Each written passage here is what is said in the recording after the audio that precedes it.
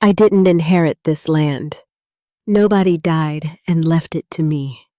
Nobody remembered I was alive long enough to leave me anything at all. What I got because I had exactly $1 left in this world, and the stubbornness to spend it on the worst piece of ground in Bledsoe County, Tennessee. 2 acres of dead dirt at the back of Grassy Cove that nobody had wanted for 100 years. Because of the spring, the water came up blue out of a crack in the limestone. Not sky blue, not pretty. Blue like something was wrong with it, a deep, glowing, poisonous blue that turned the whole pool into something out of an old warning. The kind of water a fairy tale tells you never to drink. Cattle wouldn't touch it. Nothing grew near it. Every farmer in that valley swore it was cursed, and every one of them had passed it down to their sons the same way. Stay away from the blue water. I was 62 years old. I had just buried my husband and watched the bank take everything we'd built. I had no children, no money, no options, and no reason left to be afraid of dying. So when the clerk told me that spring would kill me, I walked the 4 miles out there, knelt down at the edge of that glowing blue pool, and I drank. That was the day everything changed. My name is Hetty Vance.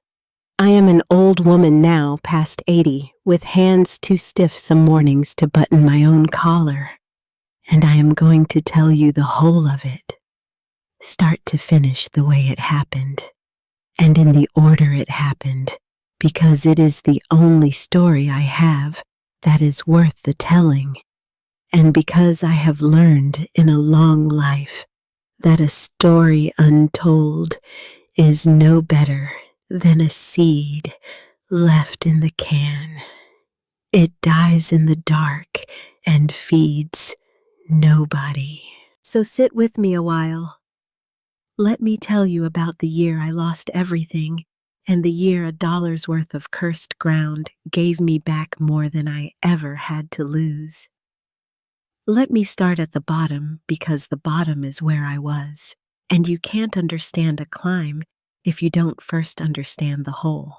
The spring of 1961 took my husband Carl, the way these mountains take a great many men. Slow, and then all at once. He'd been tired for a year, gray around the mouth, short of breath on the hill behind the barn that he'd walked up easy his whole life.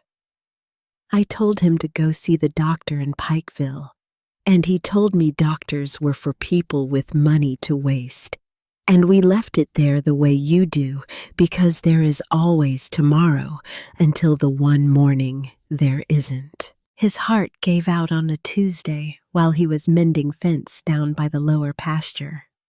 I'd sent him out with a thermos of coffee and a biscuit wrapped in a cloth.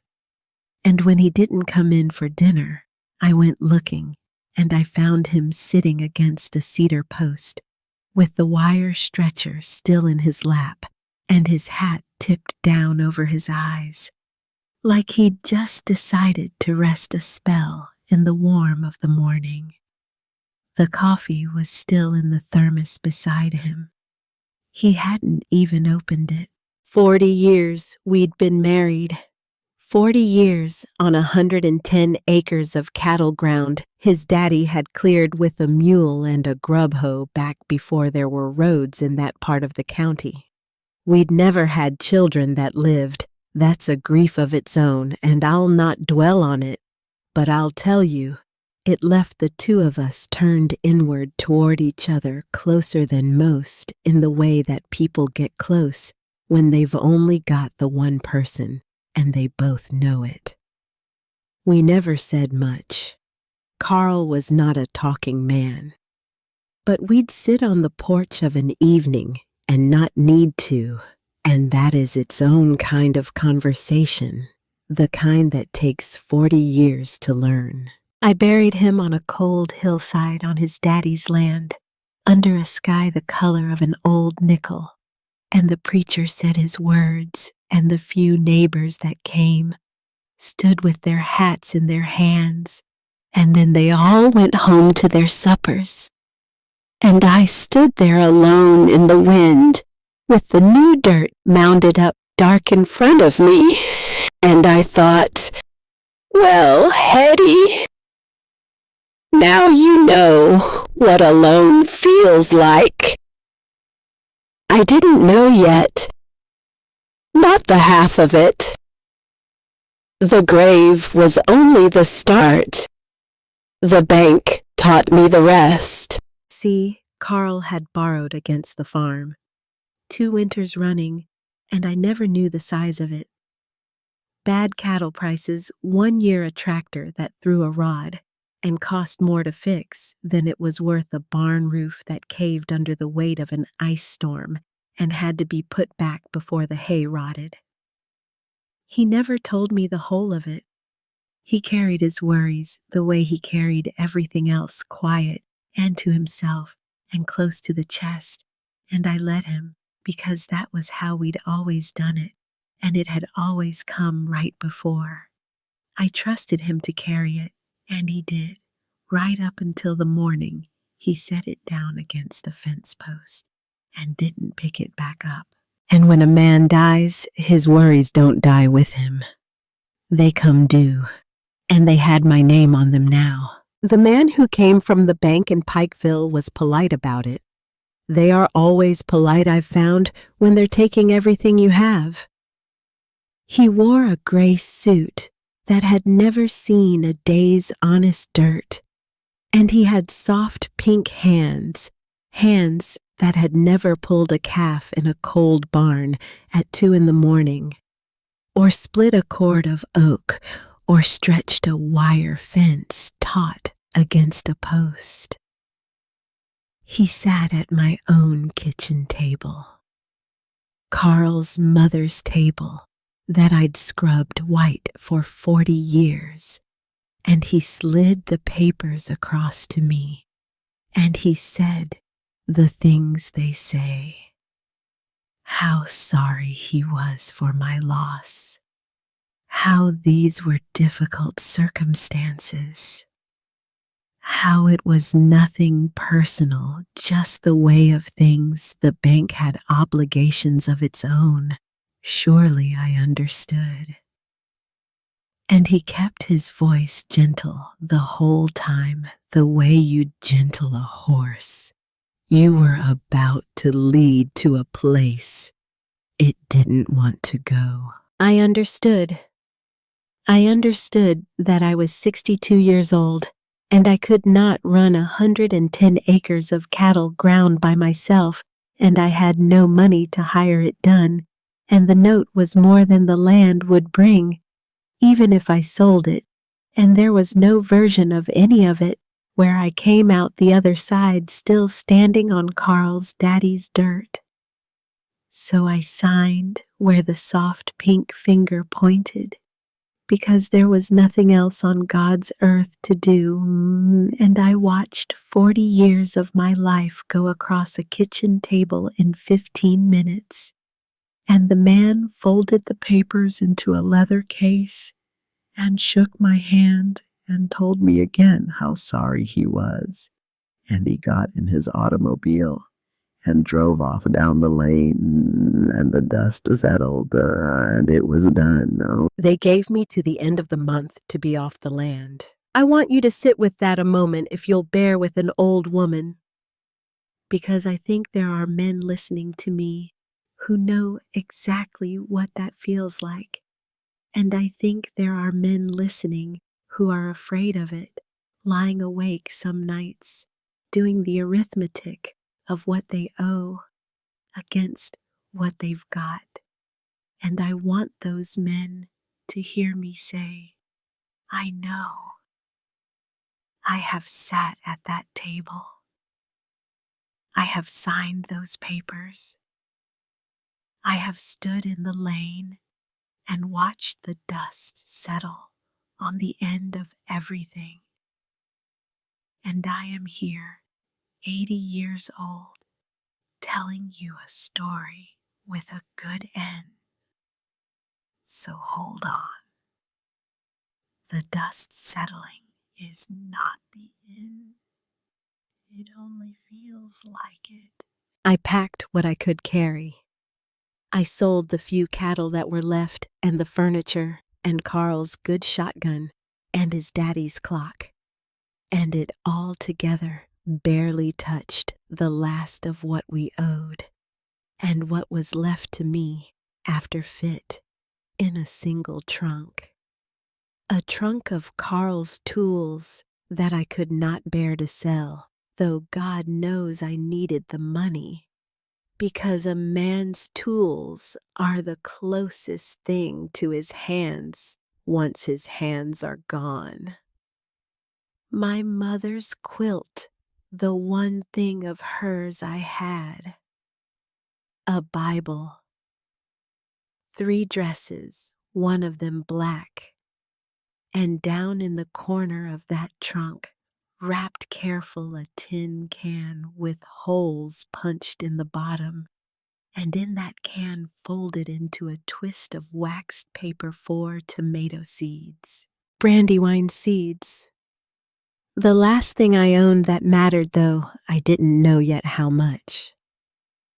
I have to tell you about those seeds, because you will not understand a single thing that comes after if you don't first understand where they came from.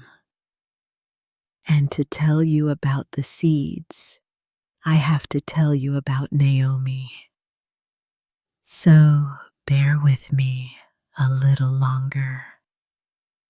We are getting to the spring, I promise you. But the spring doesn't mean anything without Naomi first. When I was a girl, and this is a long time back now before Carl, before any of it, my own people went early. Fever took my mother in the deep of a hard winter, the kind of fever the doctor up in Crossville called influenza, but that the mountains just called January. And a falling poplar had taken my father the winter before that. He was a timberman, and a tree he'd notched wrong came around on him the way they sometimes do, and that was that. So at 9 years old, I had no mother, no father, no people that would have me, and they sent me up to a county home near Crossville called the Cumberland Mountain Home for Girls. It was a cold brick place. I'll not make it worse than it was, but I'll not make it better either. It was a place that took in girls nobody wanted and turned them into girls who could be put to use. Cooks, maids, seamstresses, hired help for the families down in the valley. They taught you to keep your head down and your hands busy and your mouth shut. I learned to cook there. I learned to sew a straight seam. I learned to scrub a stone floor on my knees till my knuckles cracked and bled in the winter cold. And I learned more than anything that I was a girl nobody had wanted, and that this was a fact about the world as fixed as the mountains, and that the smartest thing I could do was make myself small and useful and give nobody any trouble. And then there was Naomi Cruz. Naomi ran the kitchen garden at the home. She was old, even when I was 9, bent over like a question mark from 60 years of bending over dirt, with a face like a dried apple, and hands stained so dark with soil that no amount of scrubbing ever brought them back to white. She was the only soul in that whole cold brick place who ever once looked at me like there was something behind my eyes worth looking at. The matron looked at me and saw a mouth to feed. The garden mistress before Naomi looked at me and saw 2 hands to weed with. Naomi looked at me and saw a person who might be taught, and being taught, really taught, by somebody who believes you're worth the trouble. That is a thing that can save a child's whole life. It saved mine. She started me on the simplest things, pulling weeds, hauling water, picking beetles off the bean leaves, and dropping them in a can of kerosene. But she never let it stay simple. Even at the dumbest, dirtiest task, she'd be talking low and steady, teaching, always teaching. Dirt is not dirt, she told me, the 2 of us kneeling in the cool gray of an early morning with the dew not yet burned off. You think it's dirt. Everybody thinks it's dirt. But dirt is a live child. There's a whole world down there under your knees, working and breathing and feeding billions of little things you can't see all of them at their labor. And if you treat that world right, it will feed you back forever. But you have to listen to it. You have to learn its language. You have to read a leaf the way a doctor reads a man's pulse. The plant can't talk, so it tells you with its color, its scent, the way it holds itself in the morning before the heat comes. You learn to read that, and the garden will never lie to you. People will lie to you your whole life, Hetty. The dirt never will. She taught me to compost, to take the dead things, the peelings and the leaves and the spent vines, and pile them right, and turn them, and let them rot down into black gold that you fed back into the beds. She taught me to rotate, never to plant the same hungry thing in the same spot 2 years running, because the ground gets tired, the same as a person does. She taught me to watch the color of a stem and know whether the ground was starving for one thing or drowning in too much of another. And she taught me about tomatoes.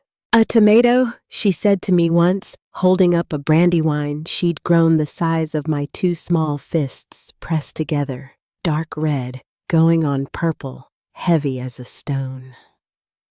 A tomato is the truest test of soil there is. Anybody can grow a turnip. A turnip will grow in gravel if you make it. But a tomato is honest.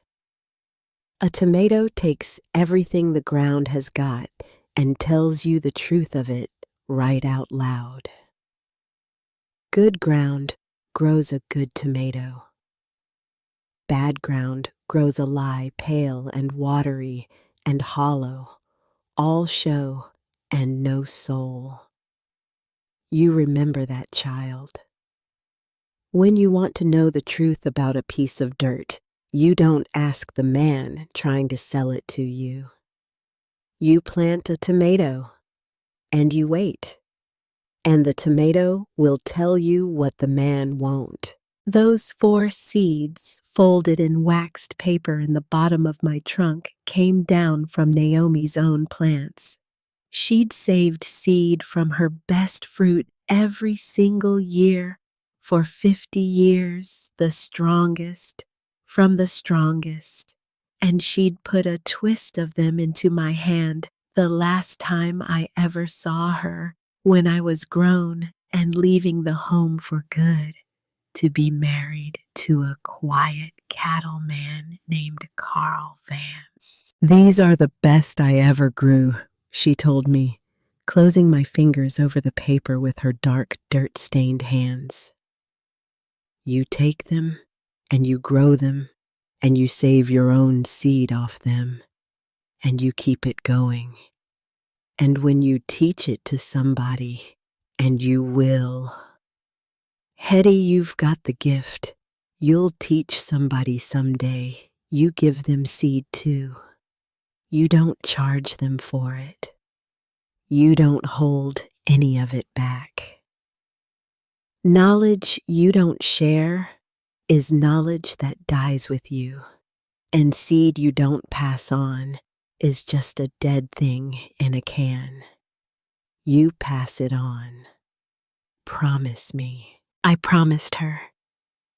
And those seeds passed hand to hand, year to year, garden to garden, for the rest of her life, and then the rest of mine, all the way from a dead woman's county home garden to a homeless widow's trunk. They were the only inheritance I ever got in this life, from the only person who ever taught me I was worth teaching. And I would have starved before I'd have eaten them or sold them. And there were days that summer of 1961 when starving was not a figure of speech. So there I was, 62 years old, a widow with a trunk, a quilt, a Bible, 3 dresses, 4 seeds, and $1. $1.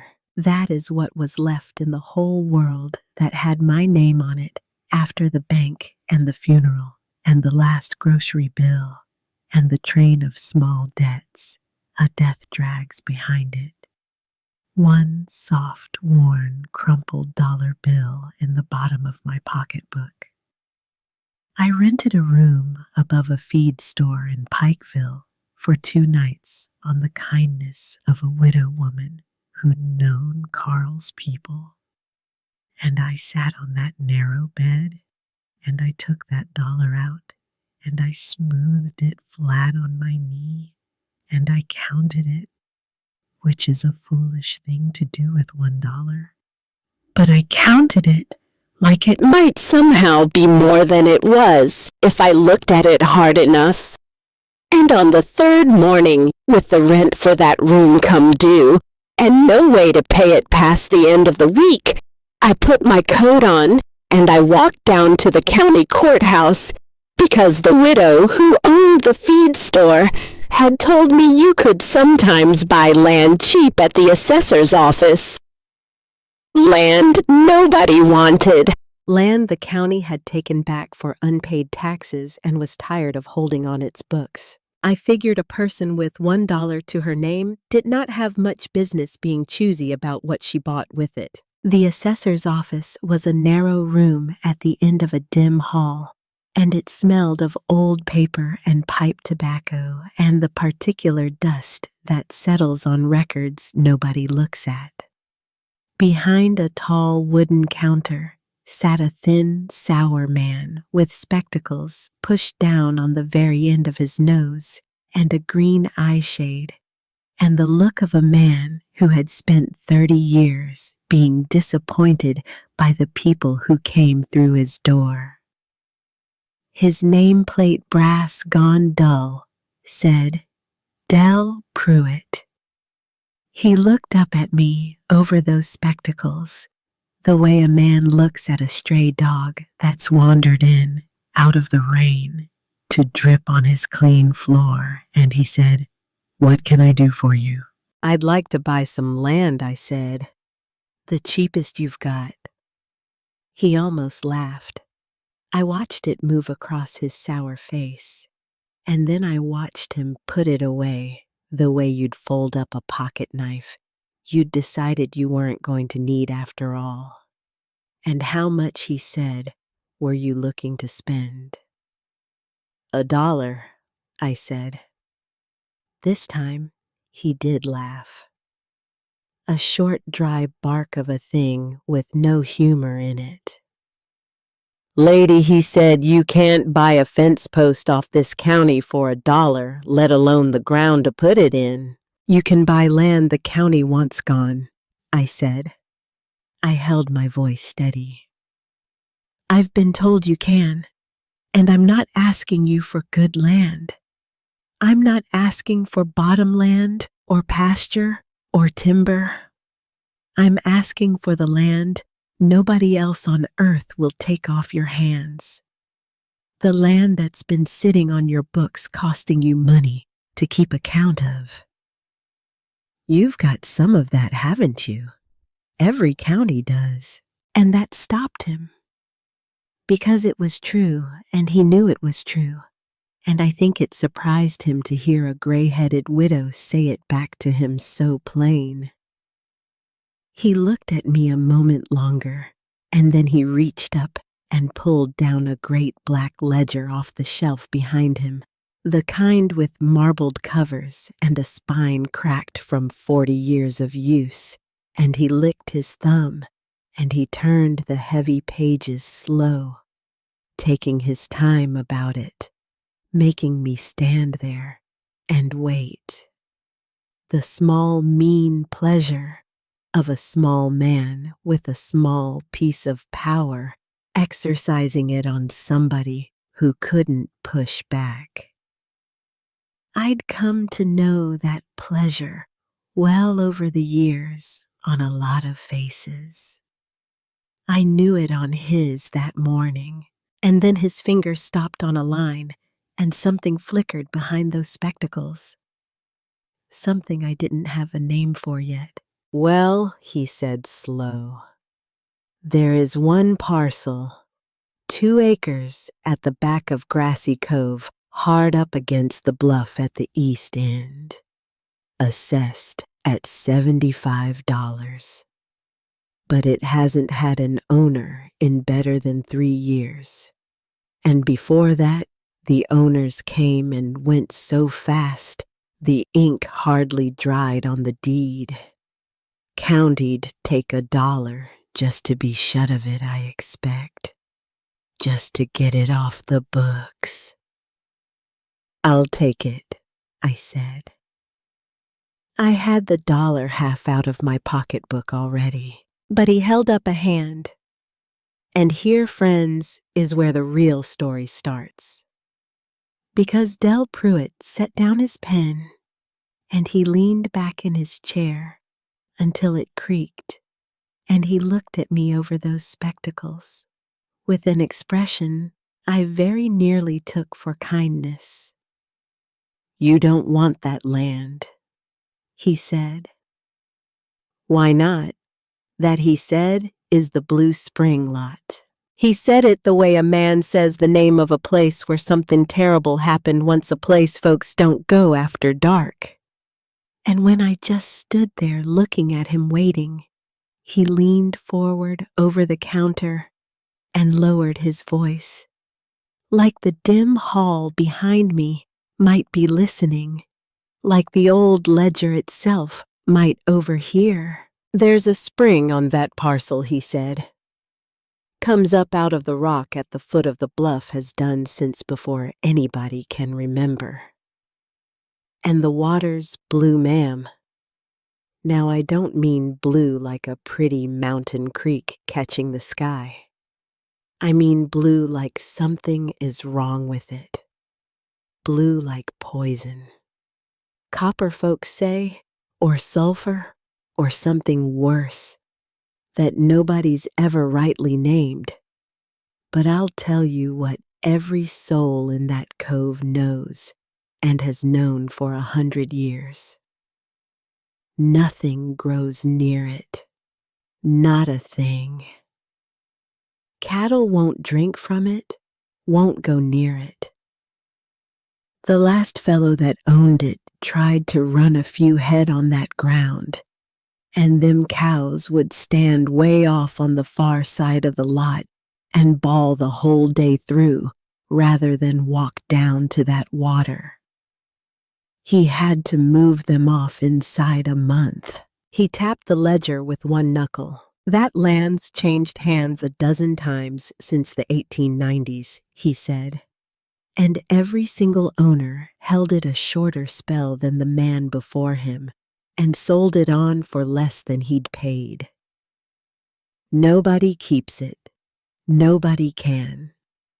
It's bad ground around bad water, and a person with any sense at all stays clear of it. So I'm telling you this as a courtesy, ma'am, one Christian to another. Keep your dollar. Go find yourself something else.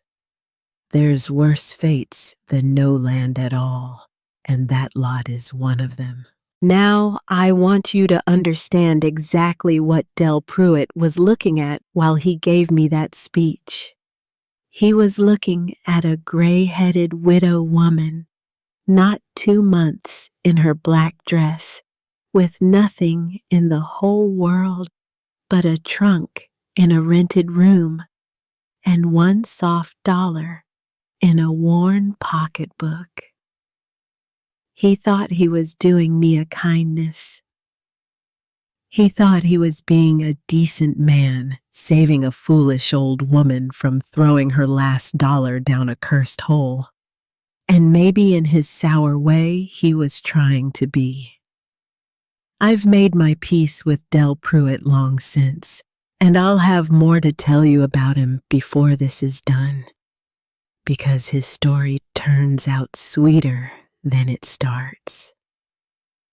But that morning, he was just one more voice in 100 years of voices, all of them saying the same thing: stay away from the blue water. But here is the thing about losing everything, and every man listening who has lost something: a wife, a farm, a job. He gave his life to a son who won't speak to him. Every one of you knows this in your bones, whether you've ever put words to it or not. When you have already lost everything, the word dangerous stops meaning what it means to other people. A man with something left to lose is right to be careful. Careful is wisdom for him.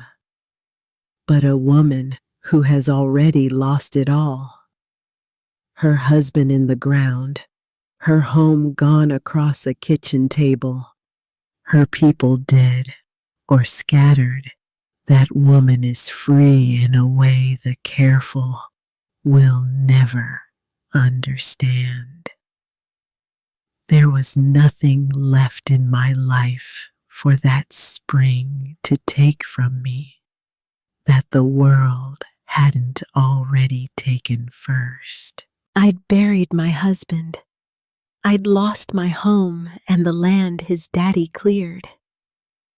I had no children near enough to write a letter, to no money, no people, and no earthly reason left to be afraid of a little blue water. So I looked Del Pruitt dead in the eye, and I set my $1 down flat on his clean wooden counter, and I said the 5 words that I have never once, in 20 years of looking back, regretted saying. I'll take the blue water. He stared at me a long, long moment. Then he shook his head slow, the way a man does when he's decided you're a fool. But it's no longer any of his business to save you. He picked up his pen. Your funeral, he said. And he had no way of knowing how nearly true that almost turned out to be before the year was through, nor how far from true the whole of it would land in the end. He filled out the deed in his careful clerk's hand. I made my mark and signed my name under it, Hetty Vance Widow, and he pressed the county seal into the wax and blotted it. And just like that, on a gray morning in the spring of 1961, a homeless widow with $1 to her name became a landowner. I walked the 4 miles from Pikeville out to the back of Grassy Cove that very same afternoon, my whole life in a sack over my shoulder, and a deed to 2 acres of cursed ground folded in my pocketbook where the dollar used to be to go and see what I had bought. You have to know Grassy Cove to feel this part of it right. It is a strange place, and it is beautiful in a way that raises the hair on the back of your neck, the way certain beautiful things do when you can feel that they are older than you and don't much care whether you're there or not. It is a great, wide sinkhole valley, miles across, ringed all the way around by mountains, so that standing down in the middle of it, you feel like you're at the bottom of an enormous green bowl held up to the sky. And there's a river in it, a real full river that runs along the floor of the valley, and then at the lower end, where you'd expect it to find its way out to the sea. Like any honest river, it simply pours down into a hole in the ground and is gone, swallowed whole by the limestone. The whole cove sits on rock that's hollow underneath, riddled through with caves and underground rivers, water moving in the dark beneath your boots everywhere you set them down. You learn to feel it. After a while living there, the whole mountain breathing water under your feet. My 2 acres sat at the eastern edge, where the flat floor of the valley ran up hard against a gray limestone bluff, maybe 40 feet high, sheer and lichen-stained, and crowned with stunted trees clinging to the rim. The land was flat enough, which was a mercy on old knees. But the soil, I could see it the moment I came up on it. The soil was thin and rocky and poor, hardly any of it at all, just a skin of pale gray dirt stretched tight over the bones of the stone with scrub grass and a few stunted cedars hanging on like they'd been arguing with the wind their whole lives and losing. There was no cabin, no barn, no fence, no well, no smokehouse, no privy, nothing. Not one stick that any human hand had set up. The last man hadn't bothered to build a single thing. He'd taken one look at the blue water and the dead-looking ground the way every man before him had, and he'd walked away. And then I saw it. At the base of the bluff where the gray rock met the gray ground, the water came up out of a dark crack in the limestone and filled a pool maybe 10 feet across, and the clerk had not lied about the color. Lord above, he had not lied. I stopped dead in my tracks at the sight of it. I had never seen anything like it in all my life, and I will tell you now, I never saw anything like it again, not before, and not since, in all my years on this earth. The water glowed. There is no other honest word for it, and I won't reach for a fancier one. A deep, luminous, living blue, the blue of something lit from inside itself, shifting toward a green gold turquoise, where the slant of the afternoon sun struck the surface and sinking down into a dark royal indigo in the long shadow of the bluff. It did not look like any water I had ever seen. It looked unnatural. It looked enchanted. It looked, I'll be honest with you, exactly like the thing every old story warns a child about. The still pool deep in the dark woods. The water the old witch tells the children never, ever on their lives to drink. I stood there a long time on the edge of my new and worthless land, and I let the fear come up in me the way it was meant to, cold and certain and ancient. 100 years of warning was sitting right there in that color. Every farmer in that whole valley had stood in this exact spot at one time or another and felt this exact same cold thing crawl up his spine. And every single one of them had done the sensible, the prudent, the wise thing. They had turned around and walked away. But then I made myself do the one thing none of them had ever bothered to do. I made myself look closer. I walked down to the edge of the pool, slow, with my hands held out a little from my sides, the way you'd approach a strange horse you didn't know the temper of.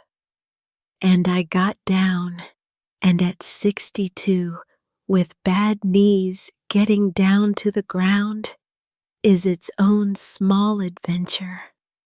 I got down and knelt in the damp gravel right at the lip of the water.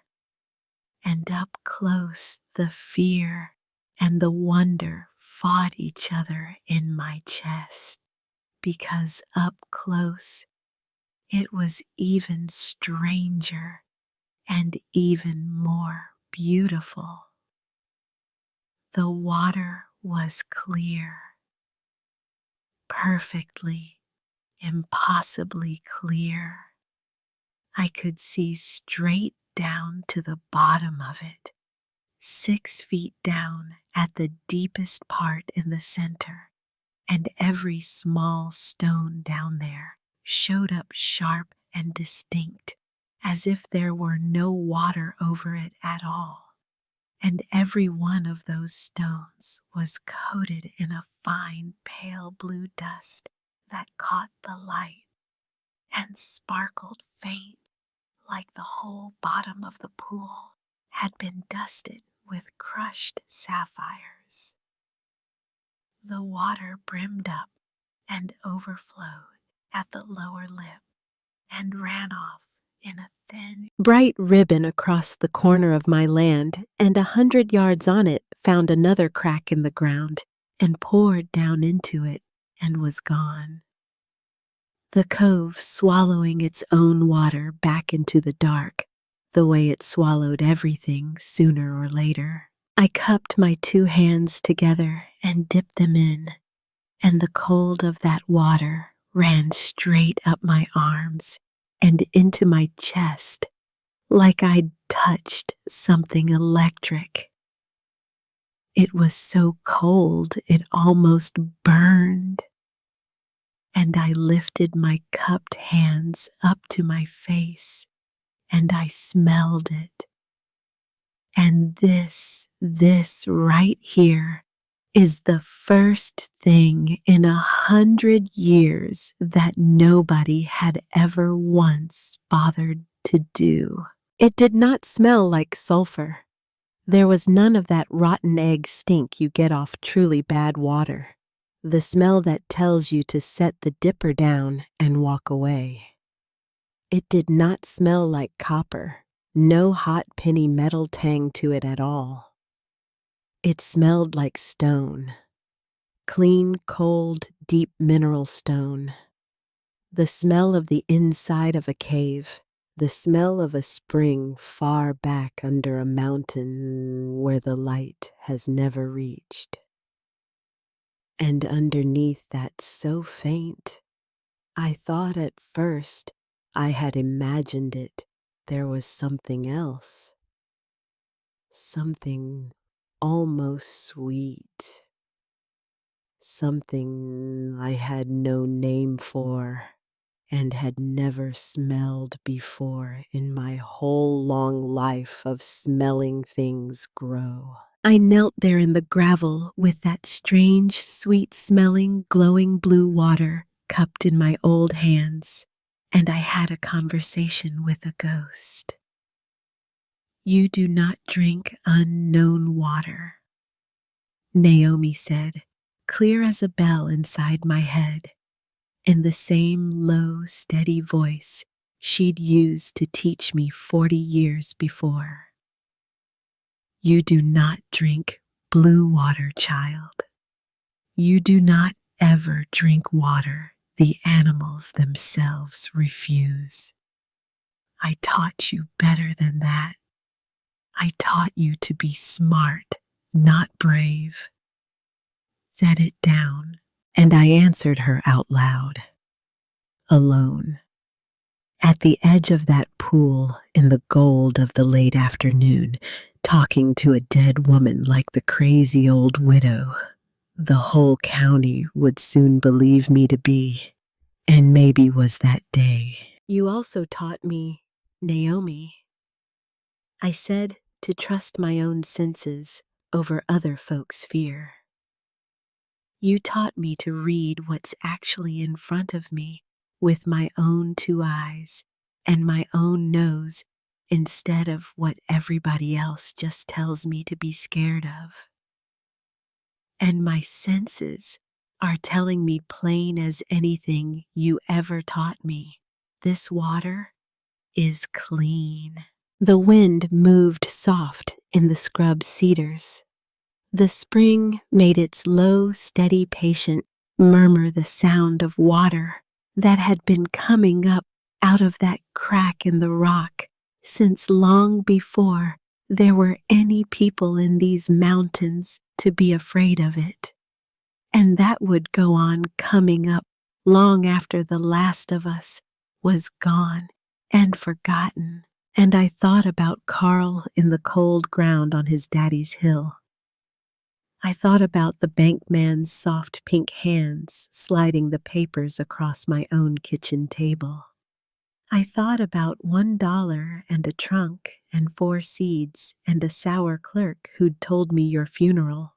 And I thought, very calm and very clear, the clearest thought I'd had since the morning I found my husband against that fence post, Hetty. You have got nothing left to lose that the world has not already taken first. So I drank. I lowered my face down to my own cupped hands, and I drank the water that an entire county had sworn for 100 years would kill me. It was the coldest water I have ever tasted in my life. So cold it ached deep in my teeth and made my chest seize up tight for a moment, the way the first cold dive into a creek does in spring. And it was sweet, not sugar sweet. I don't want you to picture anything like that. A clean, faint mineral sweetness, the kind that the very best deep spring waters have, that comes up out of old limestone and tastes a little of the stone itself and a little of something good and nameless underneath.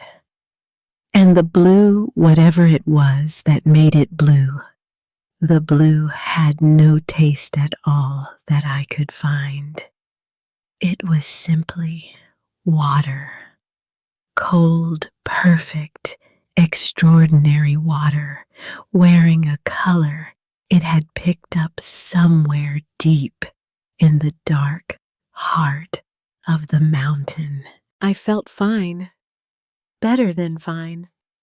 I felt that ache in my teeth fade away, and a strange, clean coldness spread out slow through my chest and down into me, and I felt sitting there alone on 2 acres of cursed ground, with the whole green bowl of the cove turning to gold around me as the sun went down. I felt more awake, more present, more alive in my own old body than I had felt one single time since the morning I found Carl resting against that post. I did not die that day, and I'll tell you now plain so you can carry it with you through the whole rest of this story, the same way I carried it through the whole rest of my life. I drank from that blue spring nearly every single morning for the rest of my years on this earth, and it never once hurt me. Not one time. Not ever. It outlived 2 of my husbands, and it will likely outlive me, and the only mark it ever left on me was a faint blue tint to my teeth and the best health a hard-used old woman ever had any right to expect. But I didn't know any of that yet. That first evening, all I knew was that I was still alive, and the sun was going down behind the western rim of the cove, and I owned 2 acres of cursed dirt and a glowing blue pool, and I had nowhere else on this earth to be. I made a kind of camp under the biggest of the cedars with my mother's quilt for a bed and Carl's coat for a pillow, and I lay there in the gathering dark, shivering, with the cold that comes up out of the ground at night, even in spring, and I listened to that spring murmur and murmur in the blackness. And somewhere off in the dark, a whippoorwill started up, calling and calling and calling, the loneliest sound God ever put in a bird's throat, and the weight of it all came down on me at once. The husband gone, the home gone, the 40 years gone across a table. The foolishness of an old woman who'd just spent her last dollar in all the world on a curse. And I will not lie to you and tell you I bore it like a stone. I did not. I cried that first night, 62 years old, lying on the cold dirt that I owned, crying into my dead mother's quilt for everything that was gone and everything I'd thrown away until I had no more crying left in me. But in the morning, I got up. That is the whole secret, friends, if you came here looking for one. There isn't any other. I have lived a long life and buried more than my share, and I am telling you, there is no secret deeper or truer than this one. In the morning, you get up. You put your feet on the cold floor, and you stand, and you put your hands to the nearest honest work. And you do the next thing in front of you, and then the thing after that. Naomi taught me that, though she never once said it in those words. She taught it to me by example, 60 years bent over a garden that fed children who'd been thrown away. You get up. You put your hands in the dirt. You do the next thing, and the next thing turns into a day, and the days turn into a life. And one morning, a long way off, you look up and find that the doing of the next thing has carried you clear out of the hole you thought you'd die in. So in the morning, I got up and I planted a tomato. I want to tell you, it was a wise and reasoned decision, and it was not. It was nearly May by then, far too late in the season to be starting tender things. And I knew it the way I knew my own name. A sensible woman in my position would have started with something hearty and forgiving turnips, or collards, or beans that don't much care what you do to them. But I was not planting for sense that morning. I was planting for the truth. A tomato will tell you the truth about your dirt when nothing else will. I had Naomi's voice in my head and Naomi's seeds in my tin can, and I figured if this ground was as dead and cursed as the whole county had sworn it was for 100 years, then by God, let a tomato tell me so, straight out in plain language, and I would know it for certain, and I would figure out the next thing from there. I'd already started one of the 4 precious seeds back during my nights in that rented room over the feed store, just to keep my hands and my mind from going to the dark places they wanted to go. I'd punched the holes in the tin can and filled it with dirt scraped from a window box and tucked the seed in and kept it on the windowsill in the sun. And it had come up a single brave, hopeful little seedling, no taller than my finger, 2 pale leaves reaching up toward the light. It was about the only hopeful thing I owned. I picked a spot in the thin gray dirt about 15 feet back from the pool, where the overflow stream kept the ground damp and dark, and I dug a hole with my hands and Carl's old trowel, and I tipped that seedling out of the tin can gentle as I could, and I set it down into the cursed ground, and I firmed the soil around its roots with my 2 thumbs the way Naomi taught me, gentle snug like tucking a child into a bed. And then I watered it. From the spring, I carried the blue water up from the pool in a tin pail, and I poured it slow and careful around the roots, watching the dark, damp dirt drink it down. And then I stood back, an old woman alone on 2 acres of dead ground, and I looked at one small tomato seedling standing all by itself in the middle of all that gray, with a faint blue sheen of spring water still beating on the soil around it. And I had no idea, none, not the faintest notion that I was standing there looking at the beginning of everything. For 3 days, nothing happened. The seedling sat there. I watered it morning and evening from the blue pool. I started clearing and turning more ground for the proper garden. I meant to put in, breaking my back and my fingernails on the rocky gray soil, sleeping under the cedar, walking into the cove to trade a day's labor, washing, mending whatever a body would have me do for a sack of cornmeal or a few eggs or a side of fatback. And the seedling sat 3 days.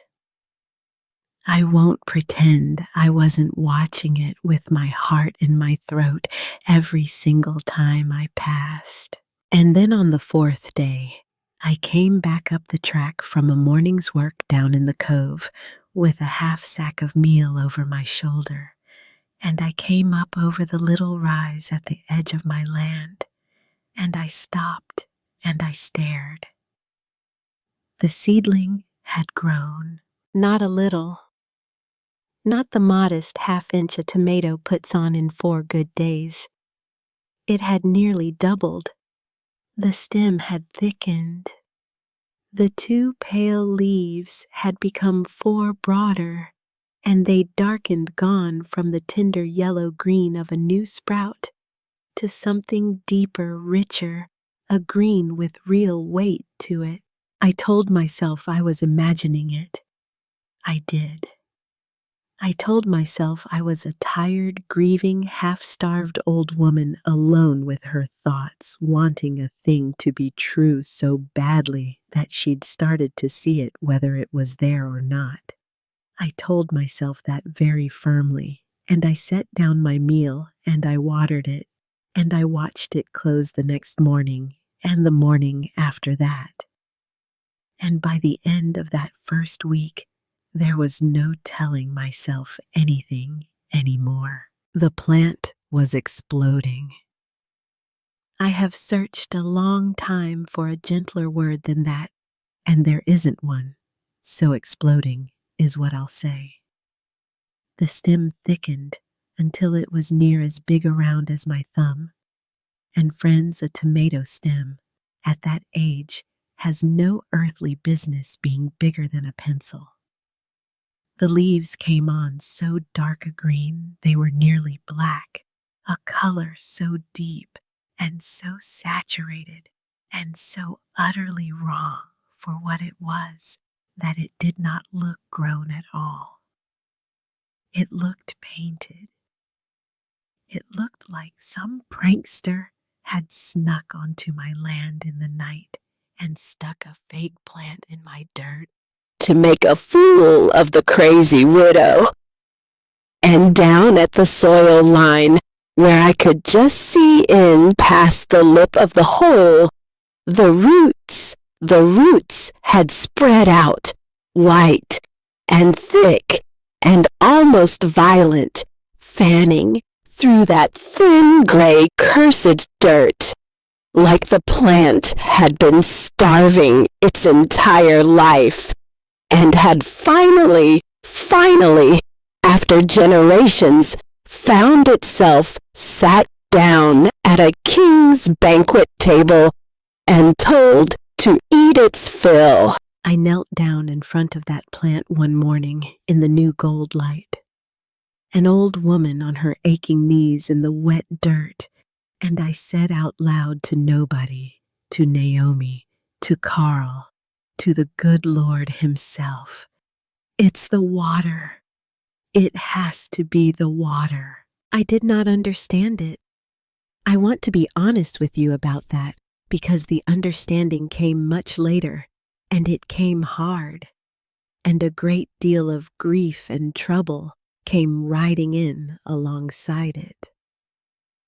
That first week, I had not the slightest idea what was in that blue water, or why on earth it should be making a tomato grow like something straight out of the book of Genesis.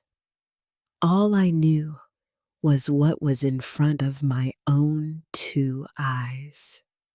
The water that an entire county had called poison for 100 years was the most alive thing I had ever in my life poured onto a growing plant. And right there, kneeling in the dirt, I made up my mind to test it properly.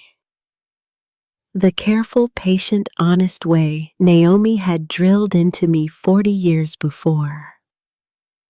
I would not just believe a thing because I wanted to believe it. That was the very sin the whole cove had committed about the curse. I would plant more several of everything, and I would water half of each kind with the blue spring water, and the other half with plain rainwater that I'd catch in a barrel, and I would keep them in the same dirt, under the same sun, with the same care in everything else. And I would let the plants themselves tell me the truth, the way Naomi said they always would. But that test belongs a little further on in the story, because that very morning, while I was still kneeling there in front of my impossible tomato, I heard a small sound behind me, the scuff of a bare foot on gravel, and I turned, and there was a boy standing at the edge of my land with a squirrel rifle held loose in his hands and his mouth hanging clean open. He was maybe 13 years old, all knees and elbows and sunburned barefoot in patched overalls, a farm boy from somewhere out across the cove who'd been out after squirrels in the early morning and wandered up past the back of my parcel on his way home. Later, I'd learn his name was Wade Tucker, and that boy would matter more to the end of this story than near anybody in it. But right then, he was just a strange boy, frozen stock still at the edge of my property, and he wasn't even looking at me. His eyes were going right past me. He was staring at the green, and you have to understand what he was looking at to understand why his mouth was hanging open like that. This was the blue spring lot. This was the dead ground. This was the cursed water that every single child born in that cove for 100 years had been told before they could hardly walk to stay away from on pain of death. For 4 generations, the only thing that had ever grown on this parcel was scrub grass and 3 sad, stunted cedars. And here in front of this boy's eyes, on the cursed dead ground, stood a tomato plant near 3 feet tall already, and black-green and thick through the stem as a fence post, and behind it a whole patch of dark, damp, turned living dirt where I'd bedded more. The boy looked at it the way you'd look at something that simply could not be there, like he was seeing a thing his own eyes were telling him was a lie. "What'd you do to the dirt he finally got out?" His voice cracked clean down the middle on the last word the way a boy's does at that age. "Nothing," I said. "I just watered it." With the blue water. His eyes went round as wagon wheels. "The blue water," he said, and he took a step back. "You can't use the blue water. The blue water's bad. Everybody knows the blue water's bad."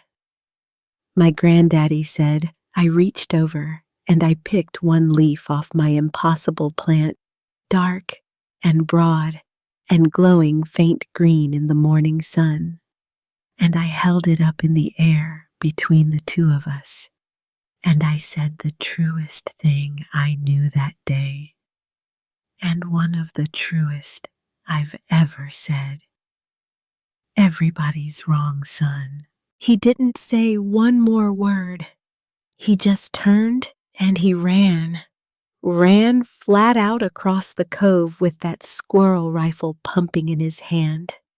The particular dead-out run of a boy who has seen a thing too big to keep inside himself 1 minute longer and has to go tell somebody before he busts. I watched him grow small in the distance and go up and over the far rise toward home and disappear. And I knew right then, the way you simply know certain things in your gut without being told, I knew my quiet was over. I knew that by supper time, there would not be a single soul in all of Grassy Cove who hadn't heard that there was a crazy widow woman out on the cursed blue spring lot growing tomatoes the size of your fist with the poison water. I went back to my work. I watered my plant. I bedded down more dirt for the test I meant to run. And the long day went on the way the good days do, golden and slow and full of the small, honest labor that is its own kind of prayer, the spring murmuring its ancient song behind me the whole time.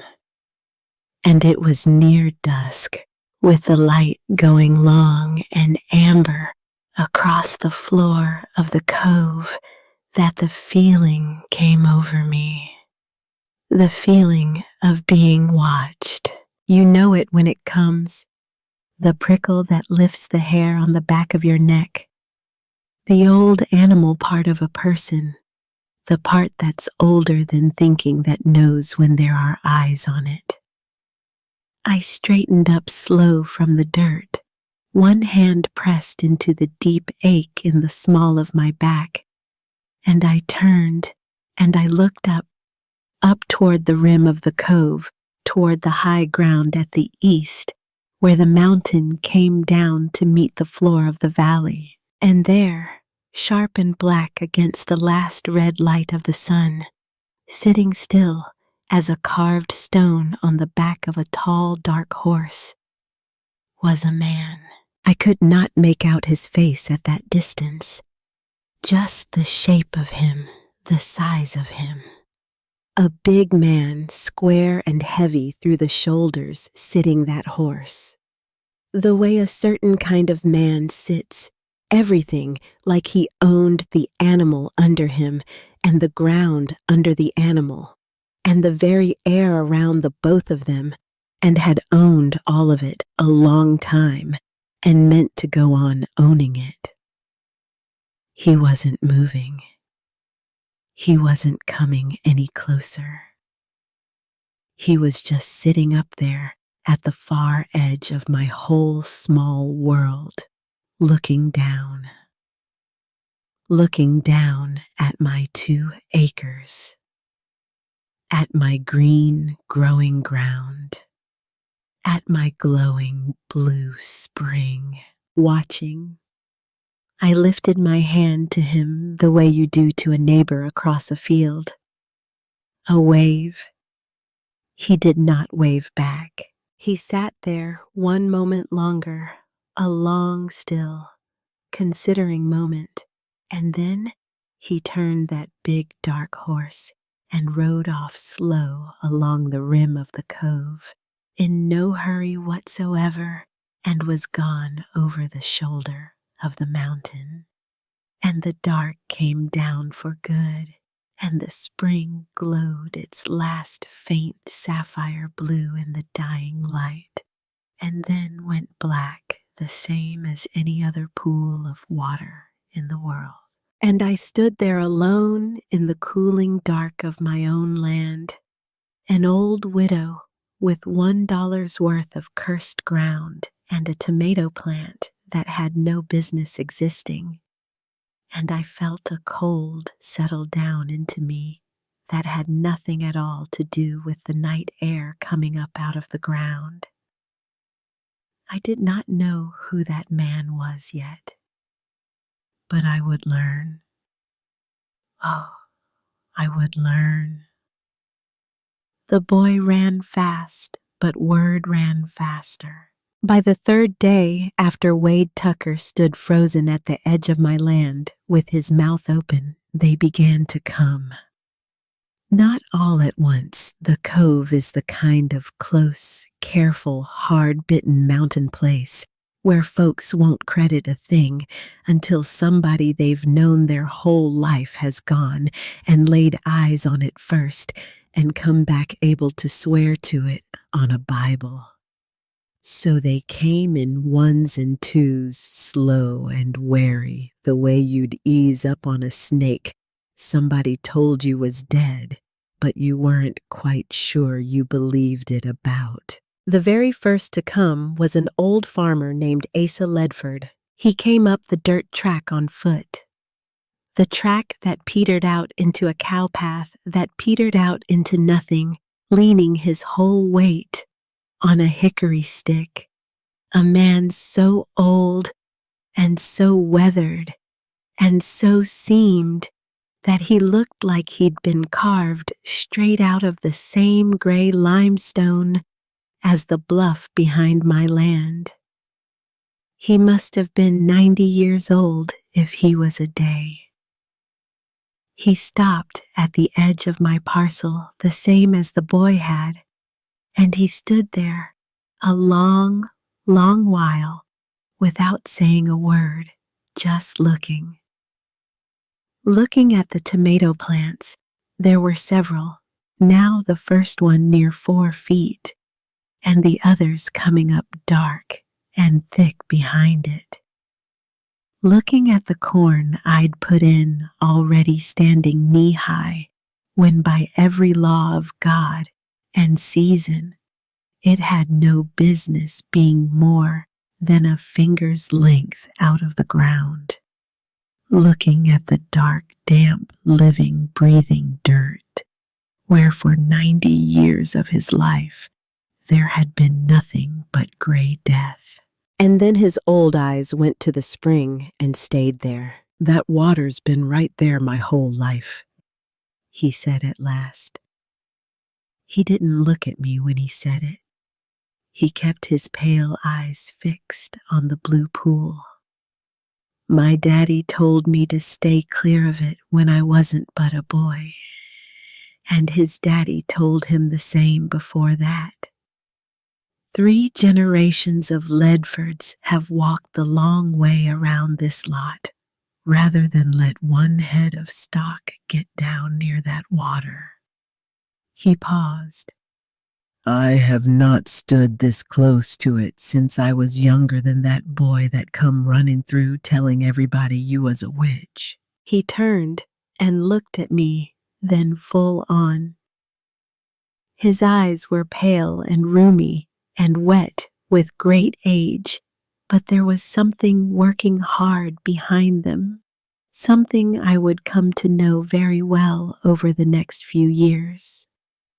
The look of a man whose iron certainty about the way the world is put together has just cracked clean down the middle, and who doesn't yet know whether to be afraid of the crack or glad of it.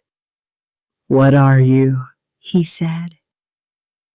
"Some kind of a witch, like the boy says." "No," I said. "I'm a widow with $1 and a dead woman's seeds. That's the whole of it.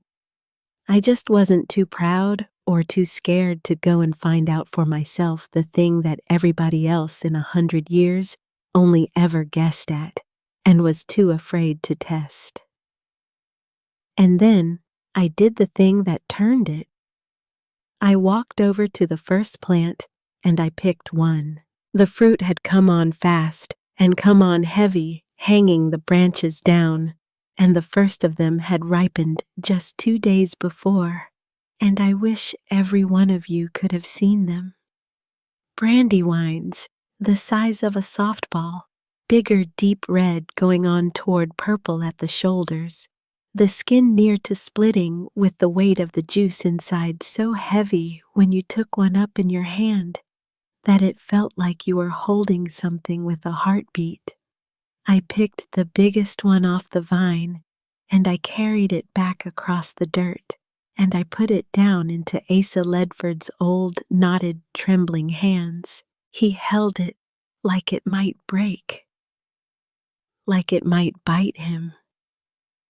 He turned it over and over, this huge, impossible thing, the like of which he had never seen, come off any plant in 90 years in those mountains, and his hands were shaking, and I do not for one moment believe it was only the age in them. "Go on," I said. "It won't hurt you. I've been eating them a week. Go on."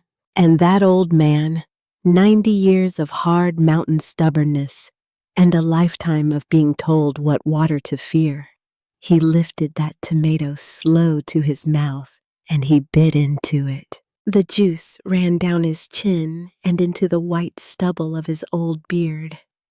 He chewed slow, working it. He swallowed. And then he stood there dead still, with his eyes squeezed shut. and his weathered face turned up toward the sky. And when he opened his eyes again, there was water standing in them that had not one thing to do with old age. "Lord, have mercy," he said. His voice had gone low and rough. He said it again, quieter. "Lord, have mercy on us all. That is the finest thing I have ever put in my mouth. In 90 years on this earth, that is the finest thing I have ever ate." And that, friends, was the moment it turned. Not the boy seeing the green. This, an old man weeping over a tomato in the dirt.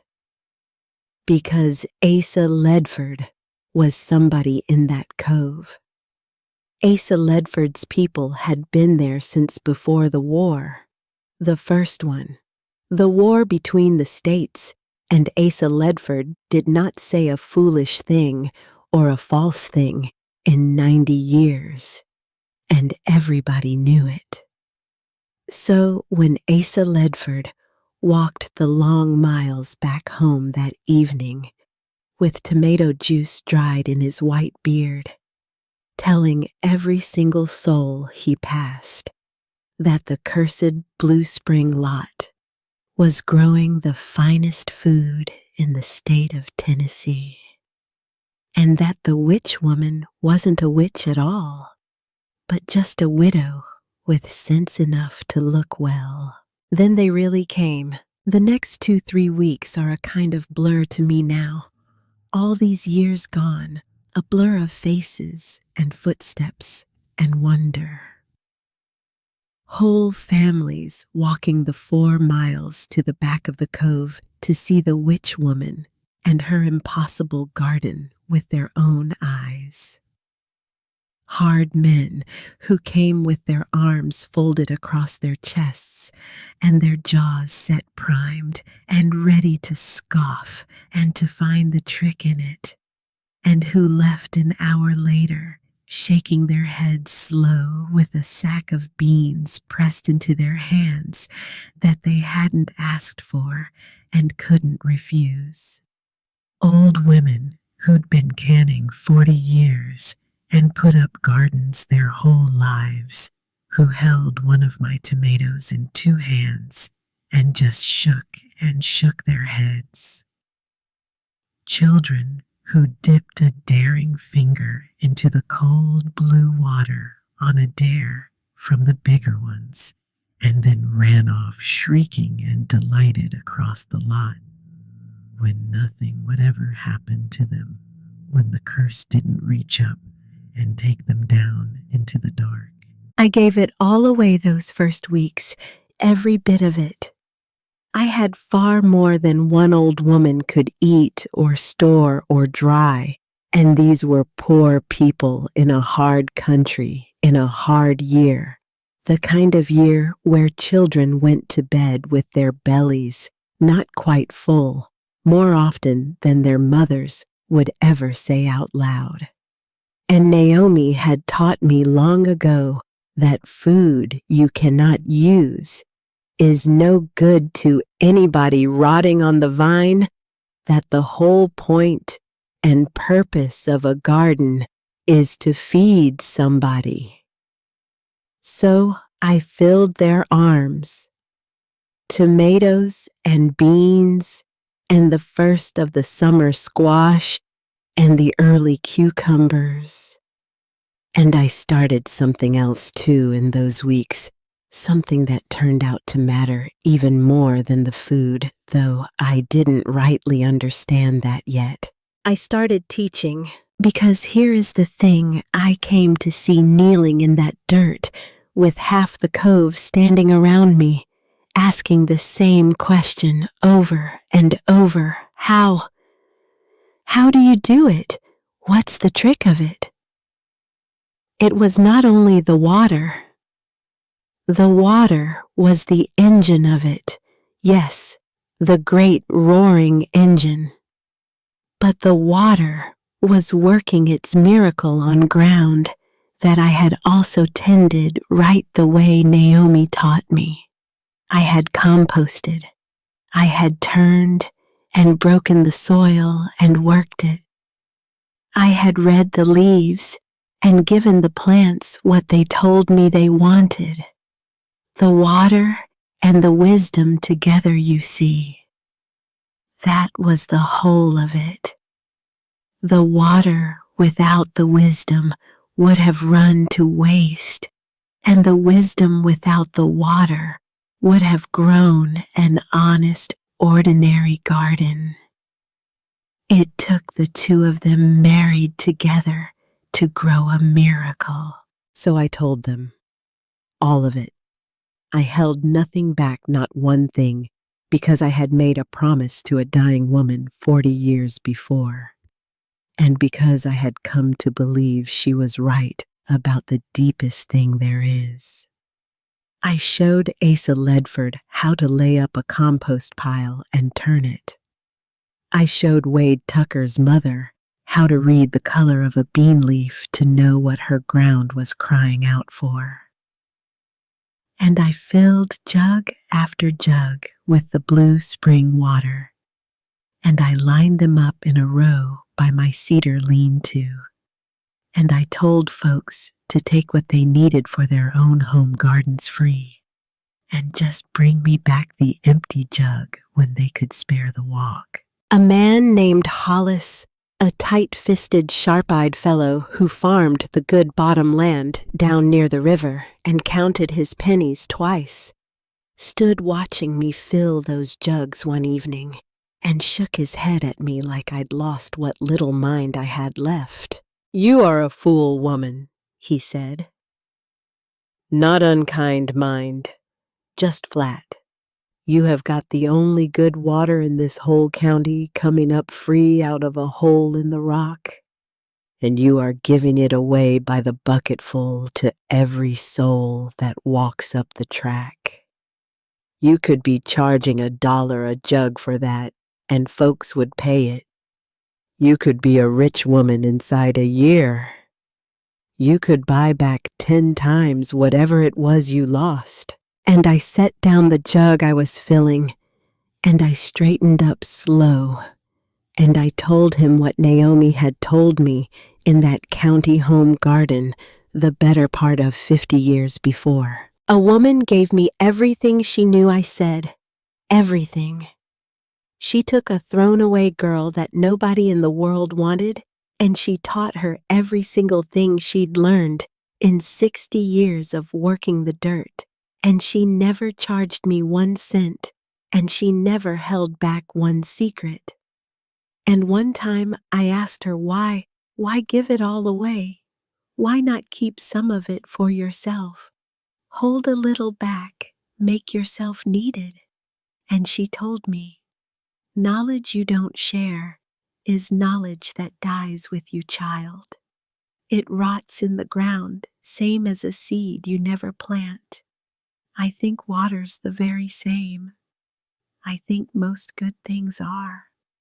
So no, Mr. Hollis, I'd a sight rather this whole cove ate well off my spring than I died rich and alone on the only green ground for 40 miles around.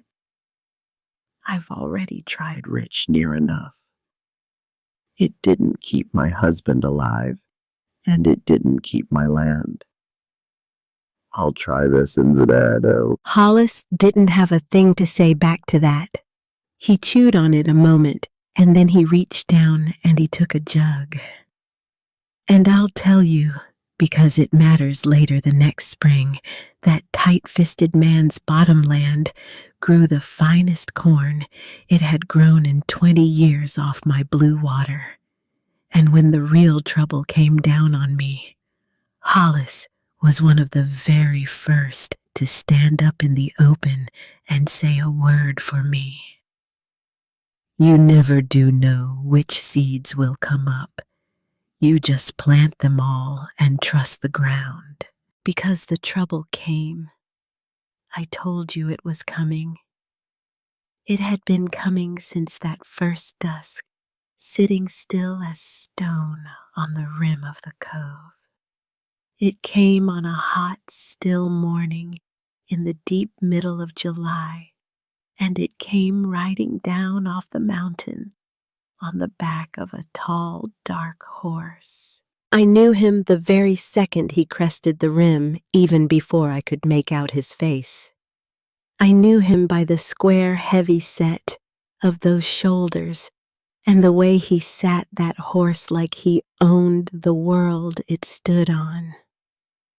It was the man who'd watched me at dusk that first week. The man who hadn't waved back. He came down the slope at a slow walk, in no hurry on God's earth. A man who had plainly never in his life had to hurry for anything or anyone. And he rode right up to the edge of my garden and stopped his horse and looked down at me from the saddle, down his nose, the way a man looks at a thing he means to buy or to remove. He was perhaps 60 himself, but a soft 60, a well-fed and well-tended 60.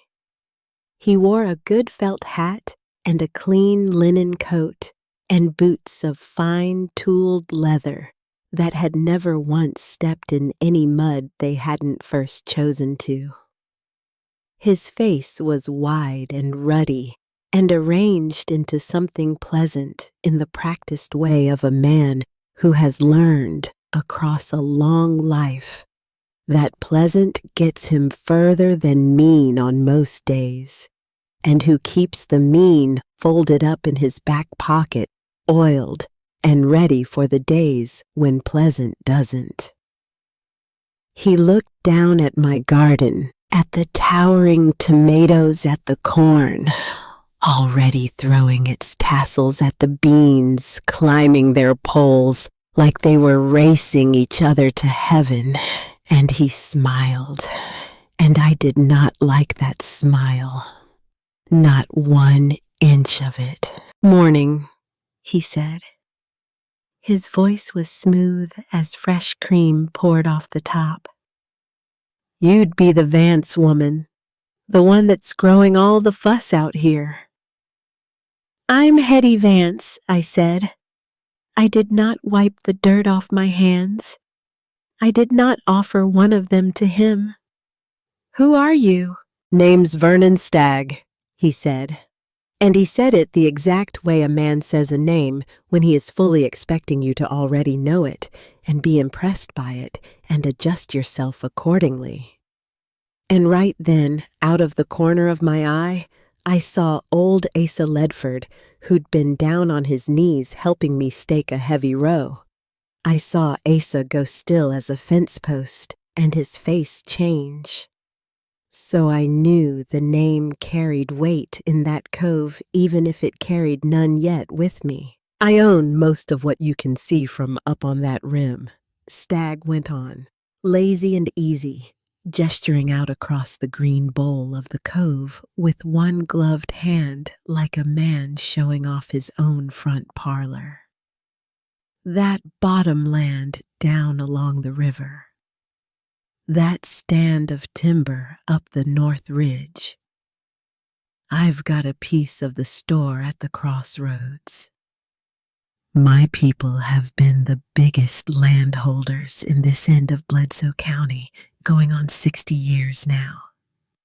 I'm sure that's a great comfort to you," I said.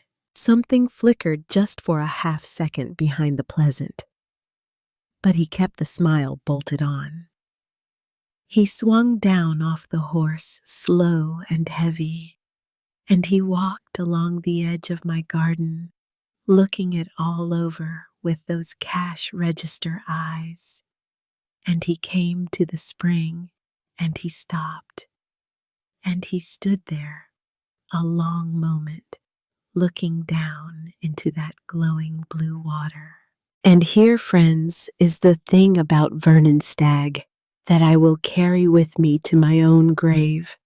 When that man looked down into that water, he did not see what old Asa Ledford had seen 100 years of fear cracking open into pure wonder. And he did not see what I saw every single morning of my life, a gift the patient mountain had been holding out to anyone brave enough to take it for 10,000 years. Vernon Stagg looked down into that blue water, and he saw money. You could watch it happen right on his face. You could all but hear the numbers running and clicking over behind his eyes, like the wheels of a cash register ringing up a sale. Funny thing about this particular parcel, he said. He didn't turn around.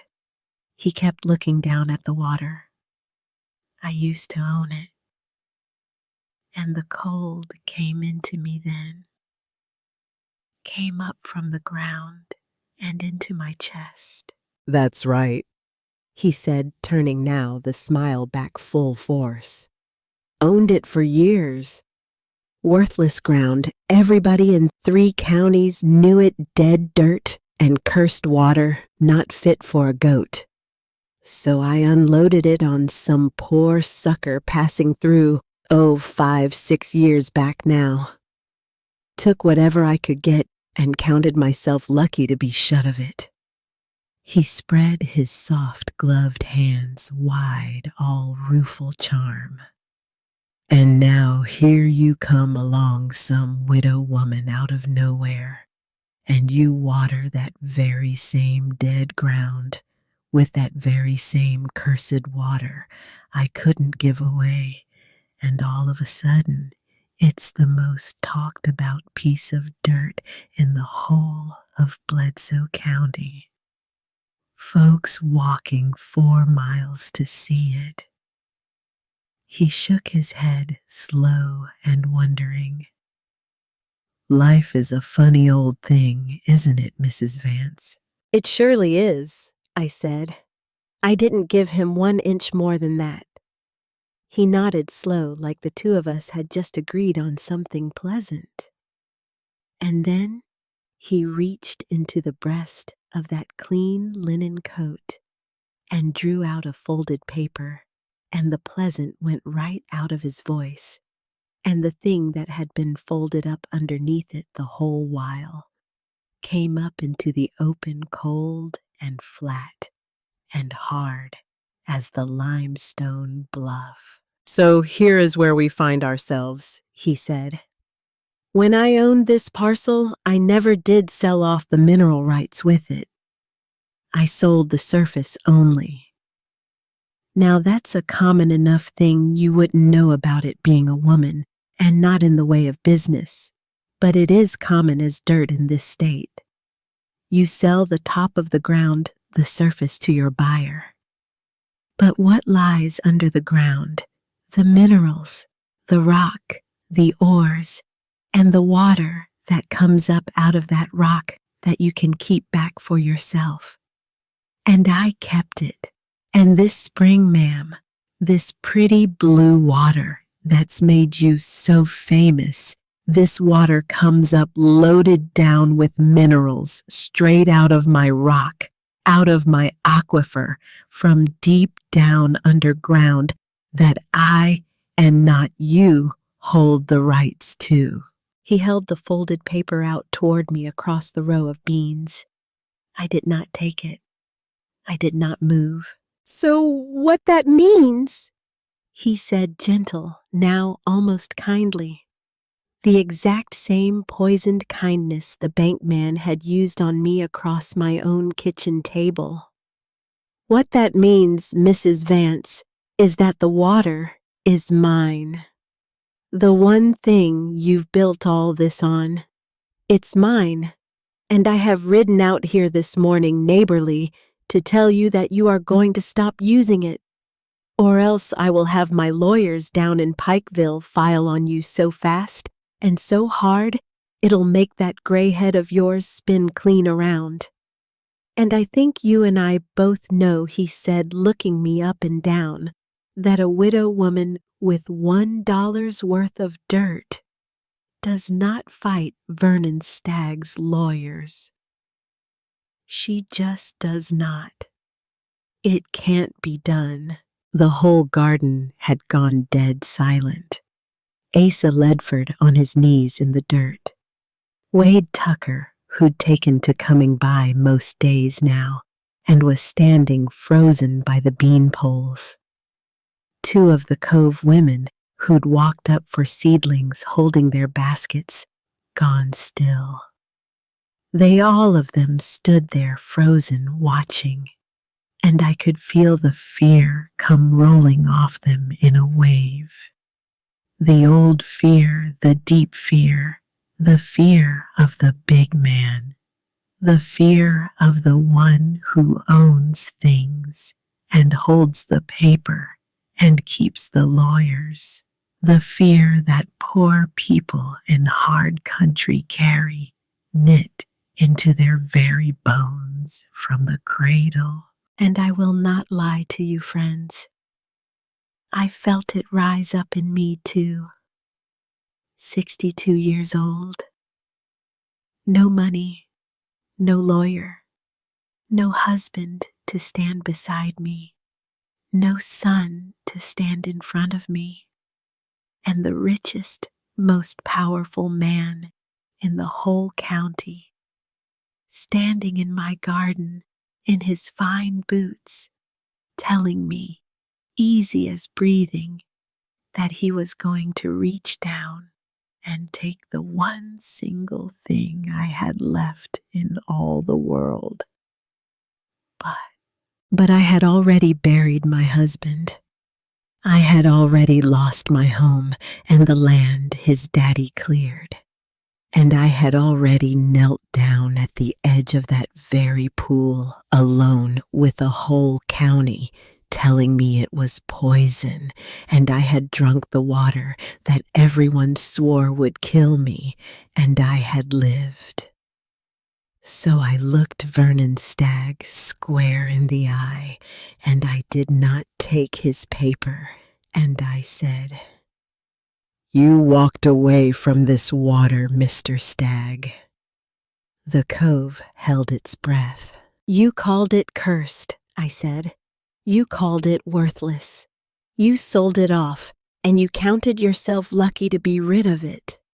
And now an old woman has gone and made it worth something, made it the most talked about ground in the county by your own mouth. And here, you come riding down off your mountain to take it back. But it is not yours to take. Because the deed I signed says surface and water, both plain as the nose on your face. I read every word of it before I put my mark to it. I always read what I sign now, Mr. Stagg. I learned that one the hard way across my own kitchen table not 3 months back. Now I will tell you the truth, since I've sworn to tell you all of it. That was a guess. God's honest truth, I did not know what my deed said about the water, one way or the other. I'd signed it in a hurry in a dim hall. But I had watched Vernon Stagg's ruddy face the whole time he held that folded paper out to me, and I had spent 40 years learning to read a man's face the way Naomi taught me to read a tomato leaf. And there had been a flicker in him, the smallest flicker when he'd said the word rights. A flicker that told me Vernon Stagg was nowhere near as certain of the ground under his own feet as he was pretending to be. The smile came back onto his face, but it was a thinner thing now stretched tight at the corners. "We will see what the court has to say about that," he said. He folded his paper and put it away inside his coat. We will surely see about that, won't we?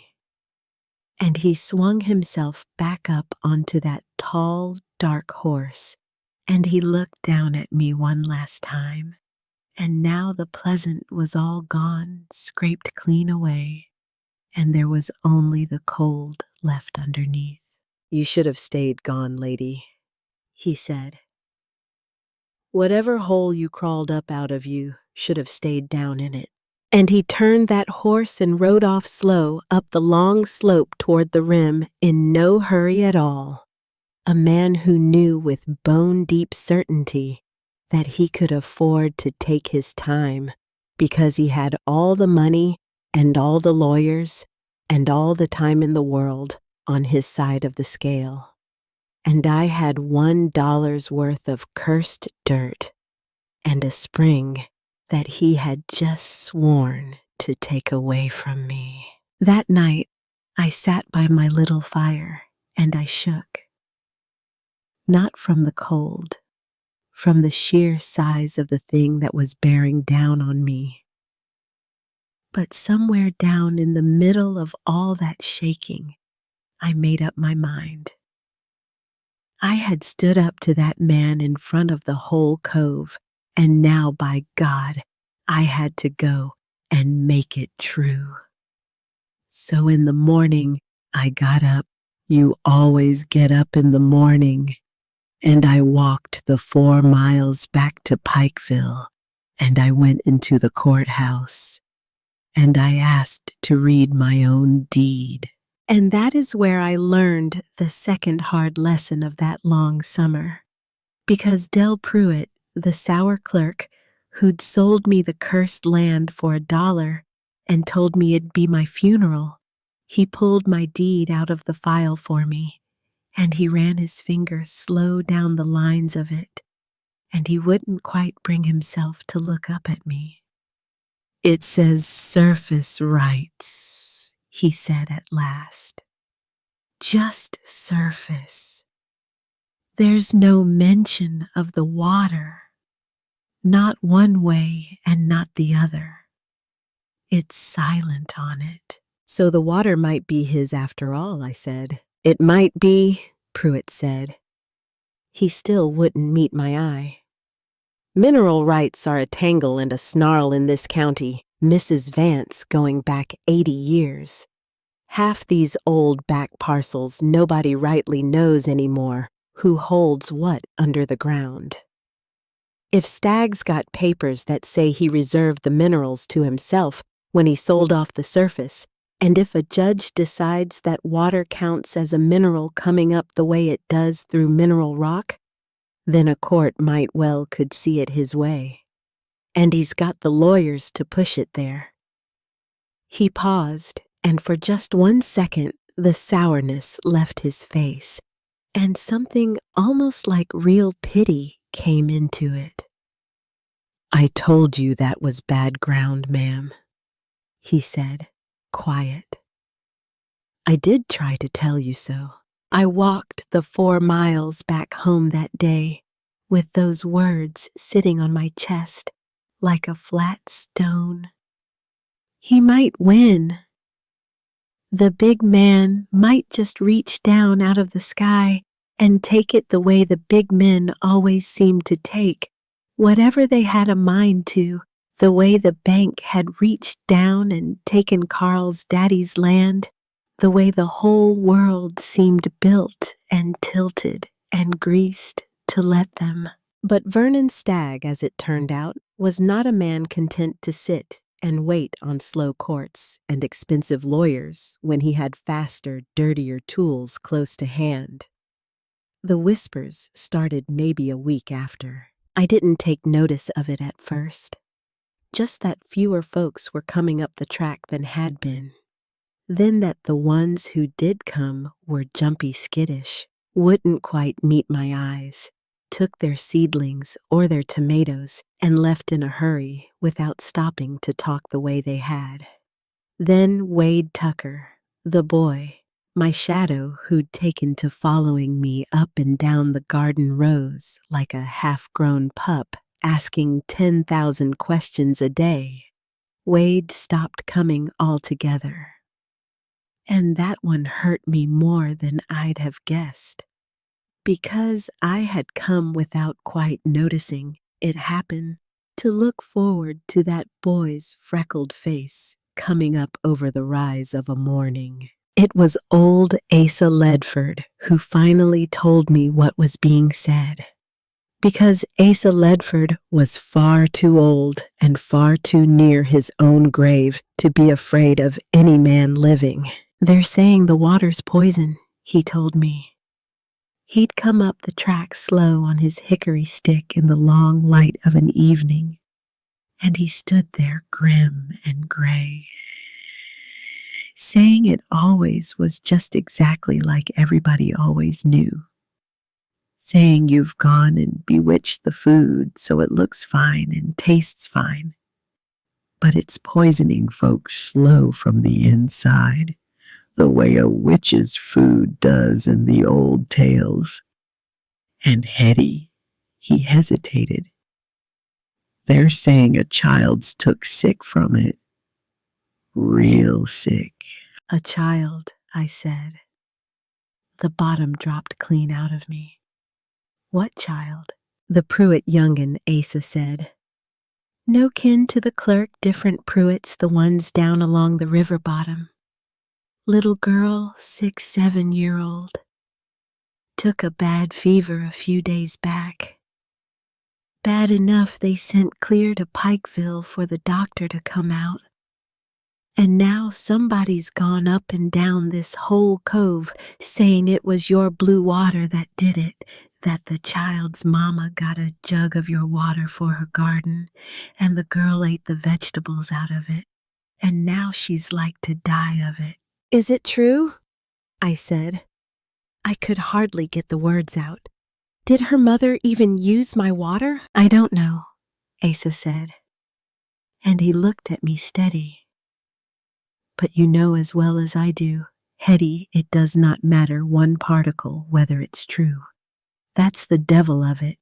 It only matters that folks are saying it and that there's a sick child to point at." He shifted on his stick. "And I'll tell you one more thing while I'm telling you hard things. The man that's been going up and down this cove saying it the loudest, knocking on every door, that's one of Vernon Stagg's hired men. I know him by sight. He works Stagg's bottom land." And there it was, laid out plain in the evening light. He couldn't take the water by law fast enough to suit him. Courts are slow, even a rich man's courts. So he had set about taking it another way entire. Not the water itself, mind. My water was clean.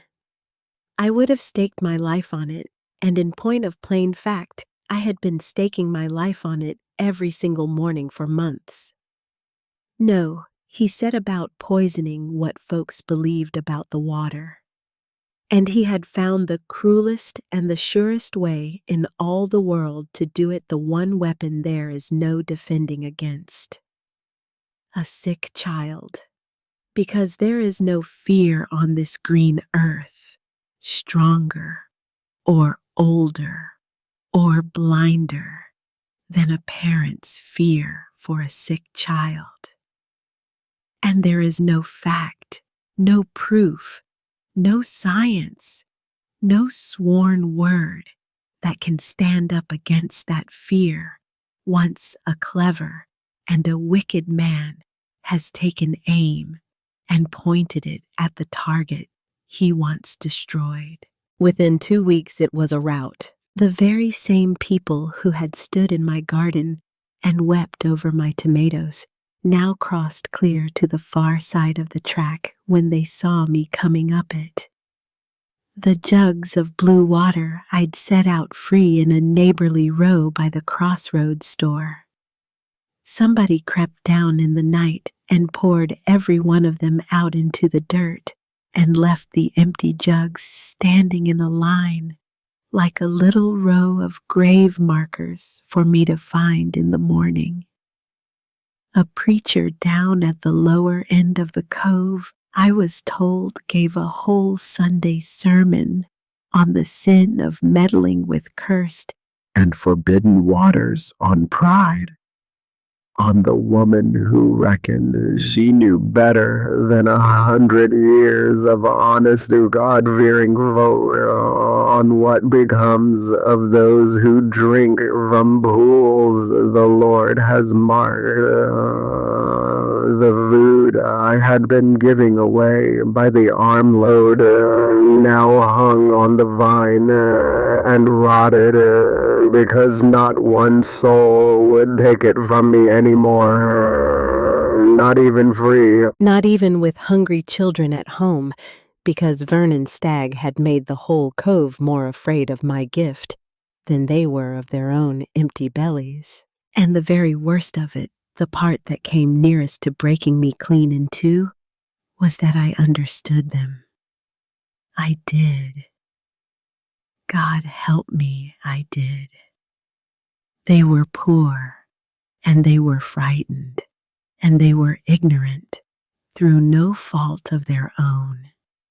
And there was a sick little girl down on the river, and a powerful man whose family had held that cove for 60 years, and a strange and glowing blue water that came up out of the cursed ground.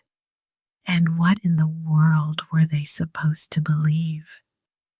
The witch woman who'd appeared out of nowhere with $1 and a deed to the cursed lot, or the man their daddies and granddaddies had always known?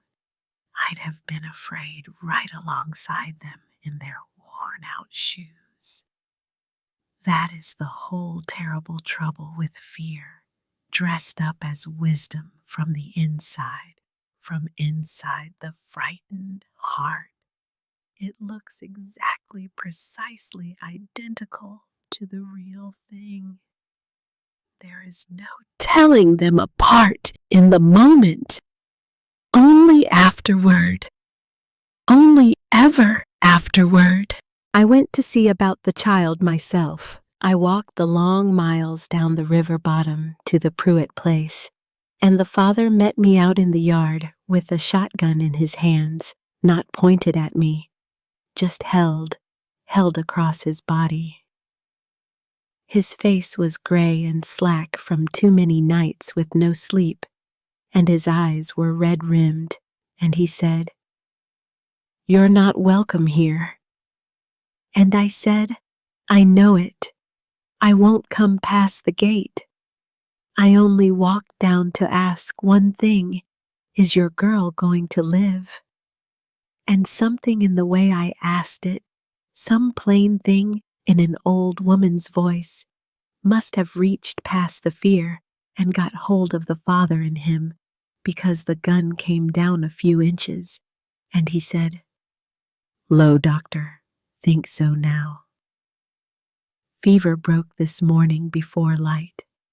She took some broth." And I said, "Thank God. Thank God for that." And I meant it down to the very floor of my soul, because whatever they were saying about me, that was a sick child, and a child living is a child living. I turned to go back up the road, and he called after me. "Was it your water?" he said. His voice cracked on it. "Tell me, true woman, was it your water made my baby sick?" And I turned back, and I looked that broken, frightened, exhausted father full in the eye across his own yard, and I said, "No, sir. On my husband's grave that I dug myself this spring, it was not. I don't know what made your girl sick, but I will swear before God it was not my water." He looked at me a long, long moment, and then he looked away down at the dirt of his yard, and he didn't say anything more. And I walked back up the road, and I did not know the whole long 4 miles home whether one true word had got through to him, or whether it had bounced off the wall of his ear like a pebble off a barn. I went home, and I sat by my spring in the full dark, the only living soul in the whole cove who would come near it now, and I felt as alone as I had felt that very first night under the cedar. More alone. Because that first night, I had only lost a man and a home and a life, things that were already gone and past saving.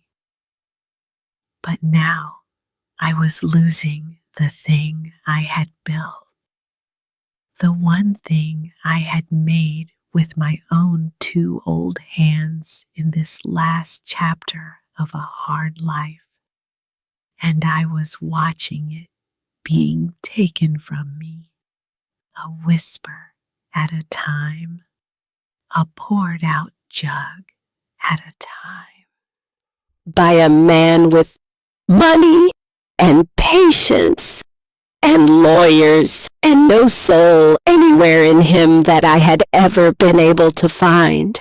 And then it got worse, because of course it did.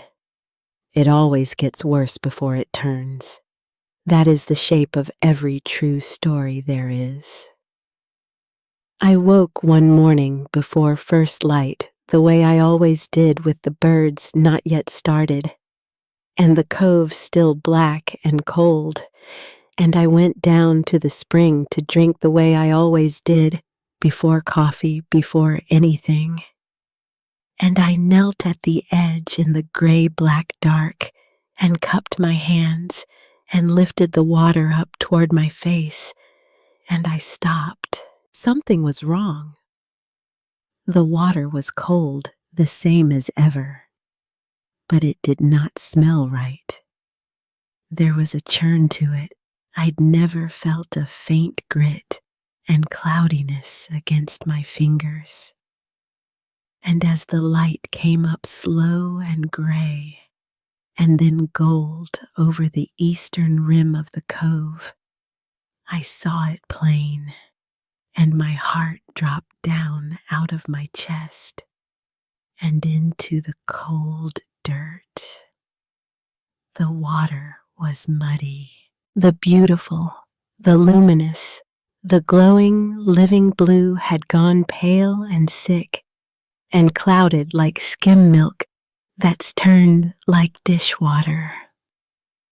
The clear pool that I had been able to see 6 full feet down to the bottom of every morning of my life on that land, now I could not see 2 feet into it. It churned and roiled and boiled up gray and silty. Where it came out of the crack in the rock and the bright, thin ribbon of blue that had always run so clear across the corner of my land, now ran muddy and gray into the swallowing crack 100 yards on. The spring had gone bad, and I will tell you exactly what went through me, kneeling there in the gray light with the muddy water cupped in my hands. I thought they were right, all of them. 100 years of them, all those generations of frightened farmers, they were right, and I was the fool. The water has finally turned. The curse has finally come due. And oh dear God, the child, the brewed child, did I poison that little girl after all? Did I poison the whole cove? did all my pride and all my looking closer come down to this, a poisoned spring and a sick child and an old woman who thought she knew better than 100 years? For one whole terrible morning, I believed it. I knelt there in the cold and the gray, and I believed I had been wrong about the one single thing I had staked my entire life and soul upon. And it was the very lowest I had been since the morning I found Carl against the fence post, lower even because that had been clean grief, and a person can carry grief. But this was shame, and shame is the heaviest thing there is. Shame will crush a person flat that grief would only have bent. But I was raised, made truly made into the woman I am by Naomi Cruz.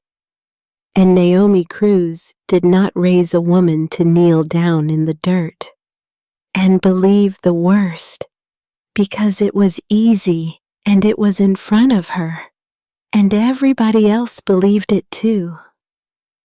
Naomi Cruz raised a woman to look closer. Always. No matter what. Especially when it's hard. Especially when you're afraid of what you'll find. So I made myself stop. I made myself stop the shaking and stop the shame and wipe the tears off my face with a muddy hand. And I made myself think the way she taught me. And I did the one thing that not a single soul in that cove had ever once done with that spring in 100 years of fearing it. I investigated it, because here is what I knew when I stopped panicking and started thinking. I had watched that water come up clean and clear and blue and steady every single morning for months. And water does not just turn overnight. Water that has been running pure for 10,000 years out of the deep rock does not on its own go muddy in one single night for no reason in the world. That is not how water works. That is not how anything works. Something had made it muddy. Something or someone had put that silt down into it. So I went looking for the cause the way Naomi would have. The spring came up at the base of the bluff, but the water itself came from somewhere up above and behind, down through the body of the mountain, through the rock, to the crack at the bottom, where it finally surfaced into the light. And the bluff had a way up it, a steep goat path I'd climbed just the one time early on, only to stand at the top and look out over the whole green bowl of the cove. So I climbed it now.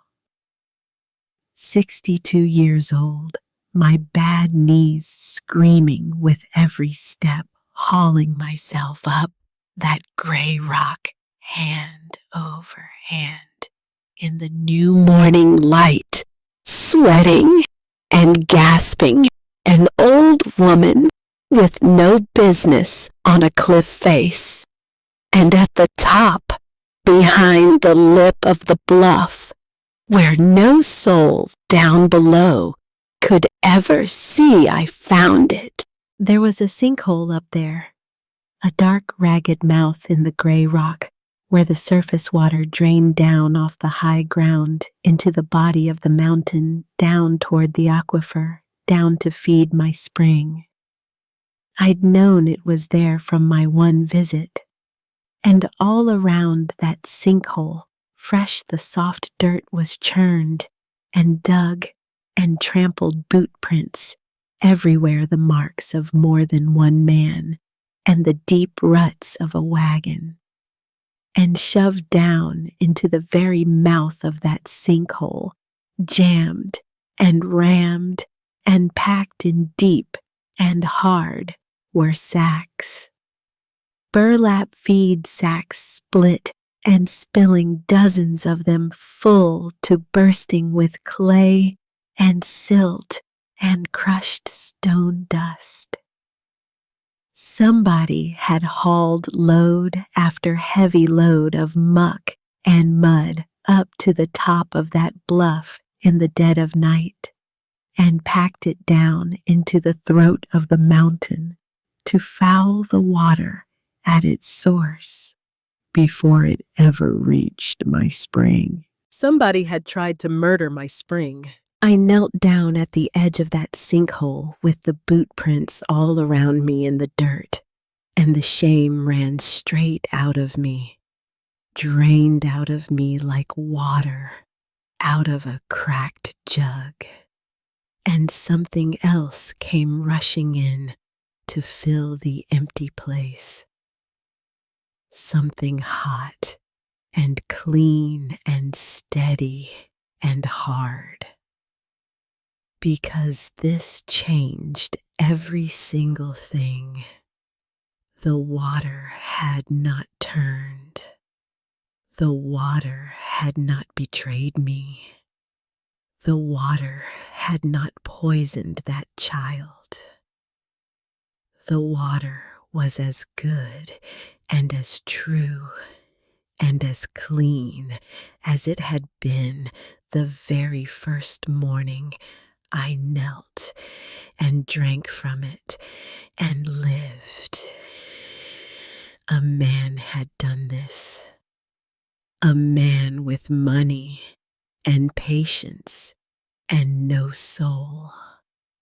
A man who couldn't take the water by law fast enough and couldn't drive me off with lies fast enough, and so had crept up here in the dark with his hired men to choke the thing dead at its source. And the moment I understood that the moment the shame turned to anger, and the anger turned to that cold, clean, steady iron, I knew I was not beaten. Not yet. Not by a long road. I started digging the sacks out with my bare hands. It took me the better part of 2 full days, hauling that heavy, sodden, packed-in muck back up out of the throat of that sinkhole handful by handful sack, by ruined sack, slow and bent, and gasping, an old woman all alone on top of a windy bluff, with no help anywhere in the wide world. Because there was not one single soul left in that whole cove who would come within 100 yards of me or my cursed water now. I dug until my hands were raw and bleeding, and my back was near to breaking, and I prayed while I dug, and I cursed Vernon's stag while I dug. God, forgive me. And I dug. And it was on the second day, with my hands torn and my back bent double, that I heard the scuff of a foot on the goat path behind me, and I turned, half expecting to find Stag's hired men come back to finish the job and maybe finish me with it. But it was the boy.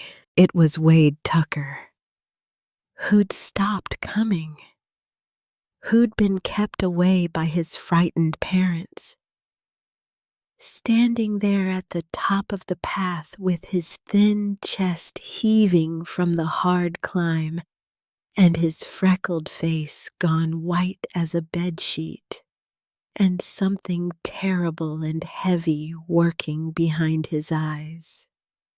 "Mrs. Vance," he said, and his young voice broke clean in half on my name. "I got to tell you something," he said. "And I should have told you days back, and I've been so scared, and my daddy told me to keep my mouth shut and stay clear of here, but I can't keep it shut no more. I can't. It's eating me up."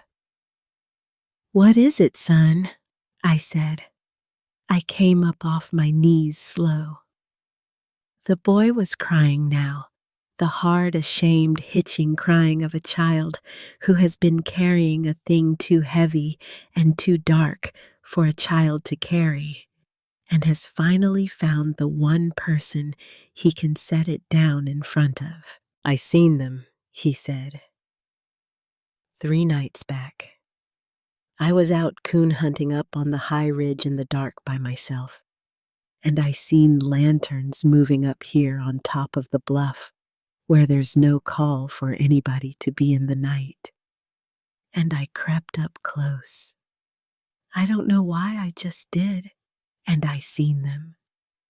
2 men, with a wagon and a great mess of sacks hauling them up and packing them down into that hole. And I knew it was wrong, Mrs. Vance. I knew it deep in my gut, but I was too scared to do anything but watch. And then one of them turned with the lantern in his hand, So the light come up on his face, and it was Mr. Stagg's man.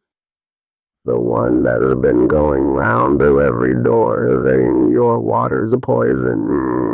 I'd know him anywhere. He swallowed hard, and the whole truth came out of him in one broken rush. And the other one, Mrs. Vance, the other one, was Mr. Stagg himself. I saw his face, plain as I see yours. Vernon Stagg was up here on this bluff in the dead of night, with his own 2 hands packing mud down into the mountain to ruin your spring and break you.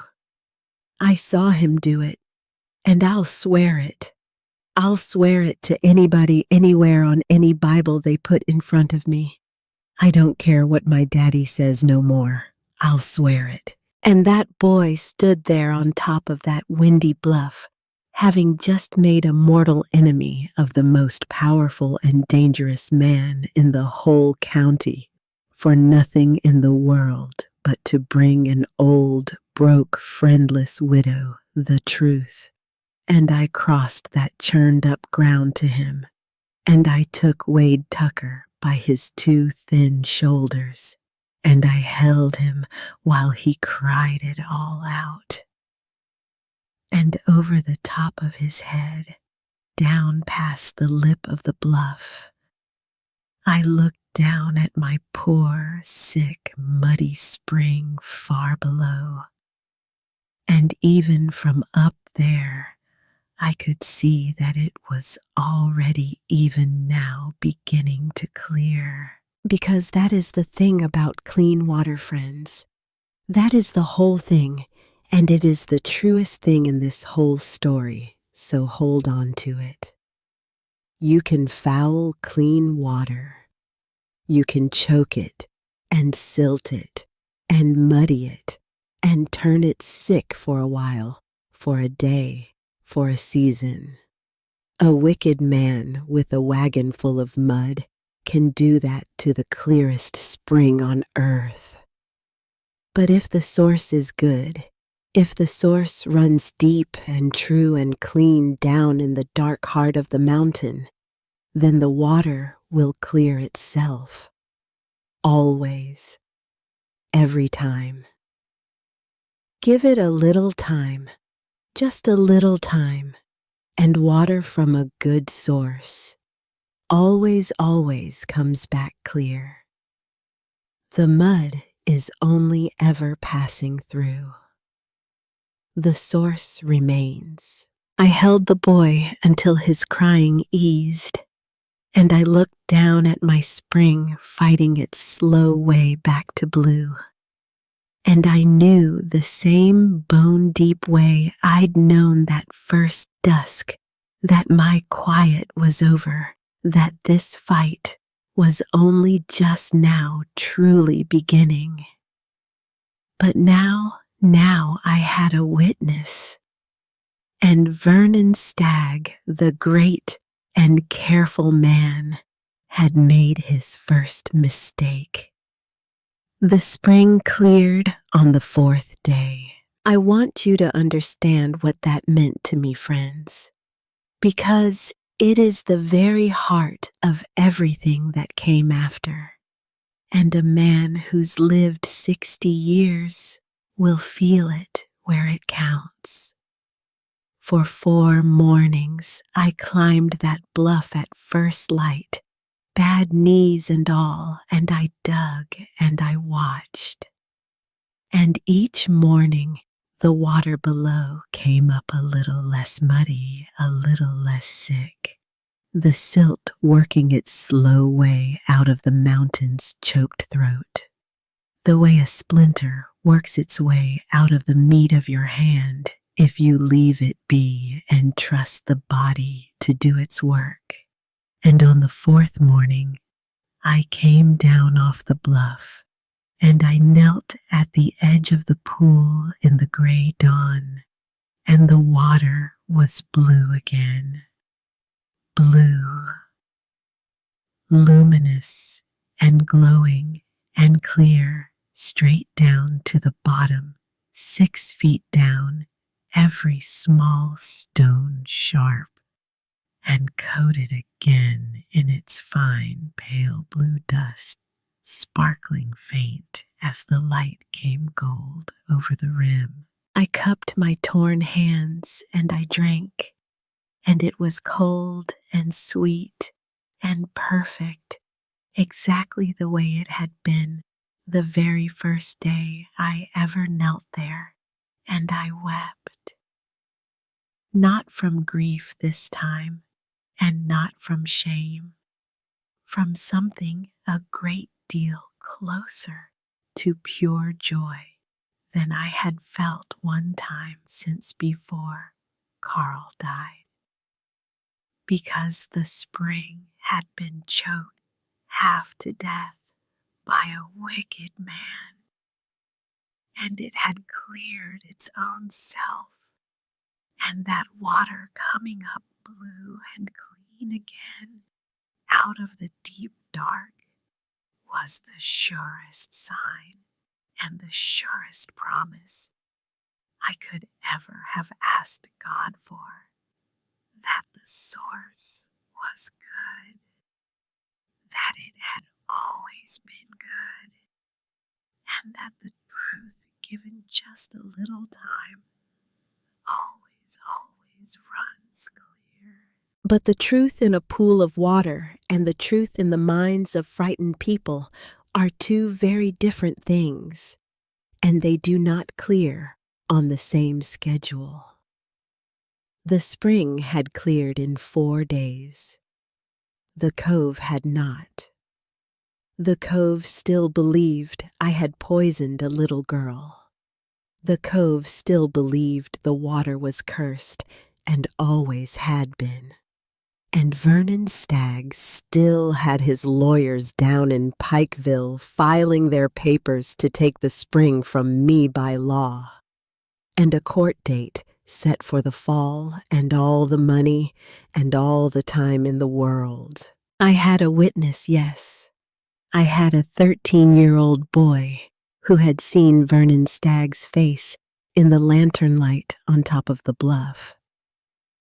But I had lived long enough on this earth to know exactly how far the sworn word of a poor barefoot farm boy would carry against the word of Vernon Stagg in a Bledsoe County courtroom. Not far. Not far at all. They would say the boy was lying. They would say the witch woman had put him up to it, paid him, bewitched him. They would say a child's eyes play tricks in the dark, and a coon-hunting boy, half asleep, saw what he wanted to see. No, a witness was not enough. I needed more. I needed the truth itself, weighed and measured and tested and written down plain by somebody no man in that county, not even Vernon Stagg, could stand up and call a liar. And I knew, lying awake by my fire those long nights, exactly where such a thing might be found. Because months back in the good early days, when folks still came up the track friendly and full of wonder, the county extension agent had stood in my garden, turning one of my tomatoes over in his hands and shaking his head. And he'd said, half to himself, "Somebody from the university ought to come out here and look at this. There's a fellow up at Knoxville studies just exactly this kind of thing. Water and rock, and what's dissolved up in it. Wren, his name is. Dr. Howard Wren." I'd thought nothing of it at the time. Now I thought of nothing else. It cost me dear to do it because I had no money, none, not 1 cent.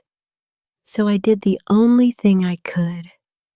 I went out before dawn and I picked the very finest of everything, still growing the tomatoes the silt hadn't reached, the last good ears of corn, the best of the beans, and I carried it all the 4 miles to the crossroads store.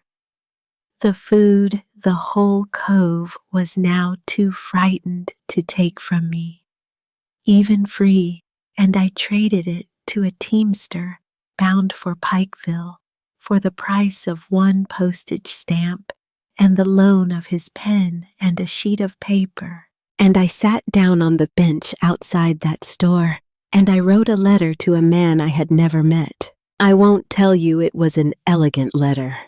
I am a farm woman and a county home girl, not a scholar, and my hand is plain, and my spelling is what it is. But I told that man the plain truth, which is the only kind of letter worth the stamp.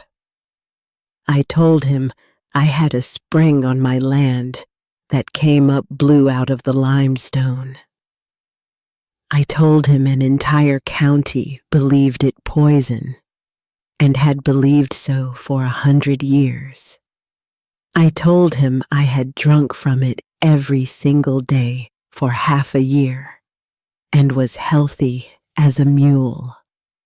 I told him it grew food the like of which no living soul had ever seen. And I told him a powerful man was trying to take it from me and had told the whole county it had sickened a child and that what I needed in all the world was a real scientist, a real one with letters after his name to come and test it with his own instruments and tell the world under his own name and signature whether the blue water was a poison or whether it was a gift. I posted it, and then I waited. And I would not let myself hope on it, because hope is a thing a poor old woman cannot always afford the price of. He came in 3 weeks. Dr. Howard Wren drove into the back of Grassy Cove in a dusty black automobile that had no more business on that cowpath track than I'd had on the cliff face, and he was not one thing like what I'd pictured. I'd built up an old man in my mind, grand and severe and gray. He was maybe 50, lean and quick and bright-eyed, with restless hands that were never still, and a pair of spectacles he was forever pushing back up the bridge of his nose with 1 finger. And the very instant he laid eyes on that spring, he forgot entirely that I existed. He walked straight down to the edge of it and knelt right where I had knelt, careless of his good trousers in the mud. And he stared down into the blue water, and he said soft to nobody at all, well, I will be. He stayed 3 days. He camped right there on my land, which scandalized what little of the cove was still on speaking terms with anybody, an old widow and a strange university man, both sleeping out on the cursed lot. What was the world coming to? He didn't care a whit, and neither did I. He tested everything there was to test. The water dipped careful into little glass tubes that he stoppered with cork and labeled in a hand too small and too quick for me to read. The soil dug up from a dozen different spots all across my 2 acres. The plants, leaves, stems, and roots both pulled up and examined. The fruit sliced open and studied. He measured and weighed and scribbled in a leather notebook by lantern light until well past midnight every night. And he asked me 10,000 questions, the very way Wade Tucker used to. And I answered every single one of them as honest and as full as I knew how.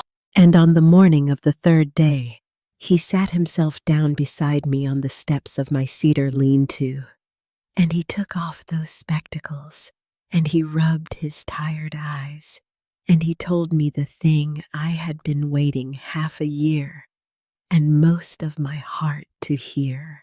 The blue, he said, the color, the thing everybody in 3 counties has been so afraid of for 100 years. It comes from a mineral. It has a name. It's called Vivianite hydrated iron phosphate. That's the long of it. It forms deep, deep down in the limestone, in the dark, in places where there's no air at all, and it dissolves up into the water as the water travels through the rock on its long way to the surface. In a high concentration, Vivianite turns water a deep, strong blue. And in your spring, Mrs. Vance, the concentration is low. He looked at me square. It is low enough to be completely, perfectly harmless to drink low enough. He said that you have drunk it every day for half a year, and you are sitting here beside me, healthy as a horse. But it is just exactly high enough to tint the water that beautiful blue. It's not poison, I said. I had to hear him say the actual words. I'd come too far not to hear them said out plain. Mrs. Vance, he said.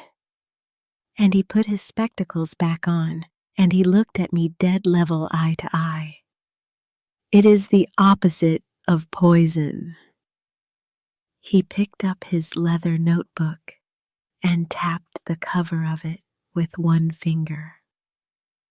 This water has traveled miles underground through some of the most mineral-rich limestone in the whole of the southeastern United States, and it has been dissolving minerals out of that rock every single foot of the way.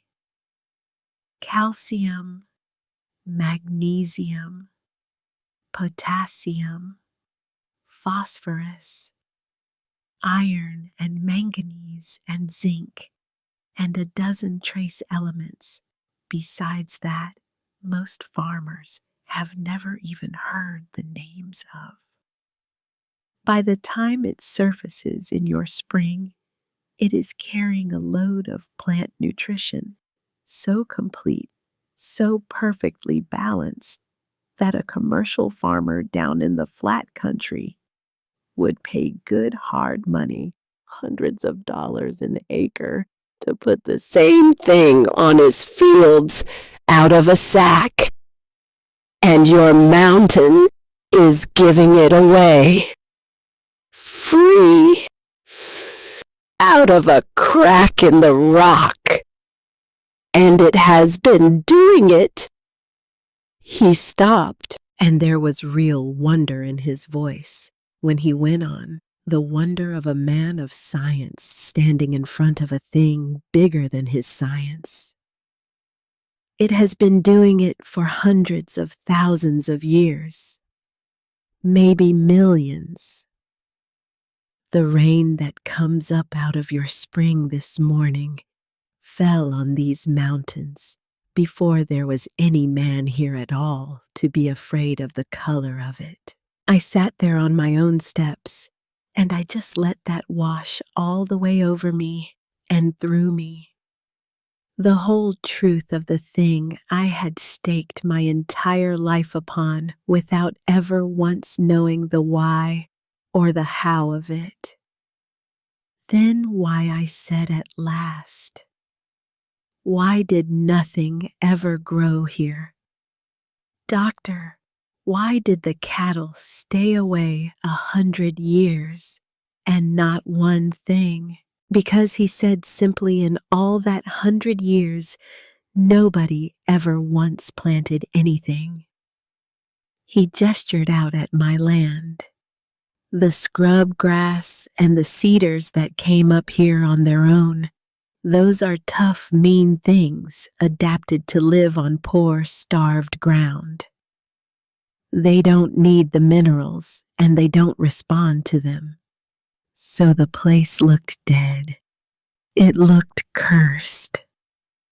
But it was never dead, Mrs. Vance. It was waiting. The very minute you put a cultivated plant down in this ground, a tomato sweet corn, something bred up over centuries to drink in nutrition and run with it. It went mad with it, like a starving man finally sat down at a V's and told to eat. And the cattle, he almost smiled. The cattle were never avoiding poison. The water just tasted strange to them. Too cold, too sharp, too full of dissolved minerals. Too different from what their dumb animal instinct told them was safe to drink. Animals are careful, conservative drinkers, ma'am. It's how they survive. But strange is not the same thing as deadly. They are two entirely different words, and for 100 years, every soul in this whole valley took an animal's caution and a strange blue color, and out of those two harmless things, they built themselves a curse, and they handed it down father to son for 4 generations. Fear, I said quiet, dressed up as wisdom. He looked at me for a long moment, this quick, bright man of science, and something settled in his face. That's exactly right, he said. That is exactly precisely what it was. He told me he'd write it all down, a formal paper under his own name and the seal of the university. And then I asked him the one thing that mattered most in all the world, the thing the whole future turned on like a door on its hinge. There was a child, I said, down on the river. Took a bad fever, near died. And the whole cove believes my water did it. Doctor, I have got to know, and you're the only man alive who can tell me for true. I drank that water half a year, and I'd swear on my dead husband's grave, it's clean. But I am not a scientist, and you are. So I am asking you, plain man to woman, could anything in my water have sickened that little girl? Dr. Wren shook his head slow and certain and without one breath of hesitation. No, he said, not a chance in this world. There is nothing in this water that could sicken a healthy child or anyone else. He frowned then and went on thinking aloud the way his kind do.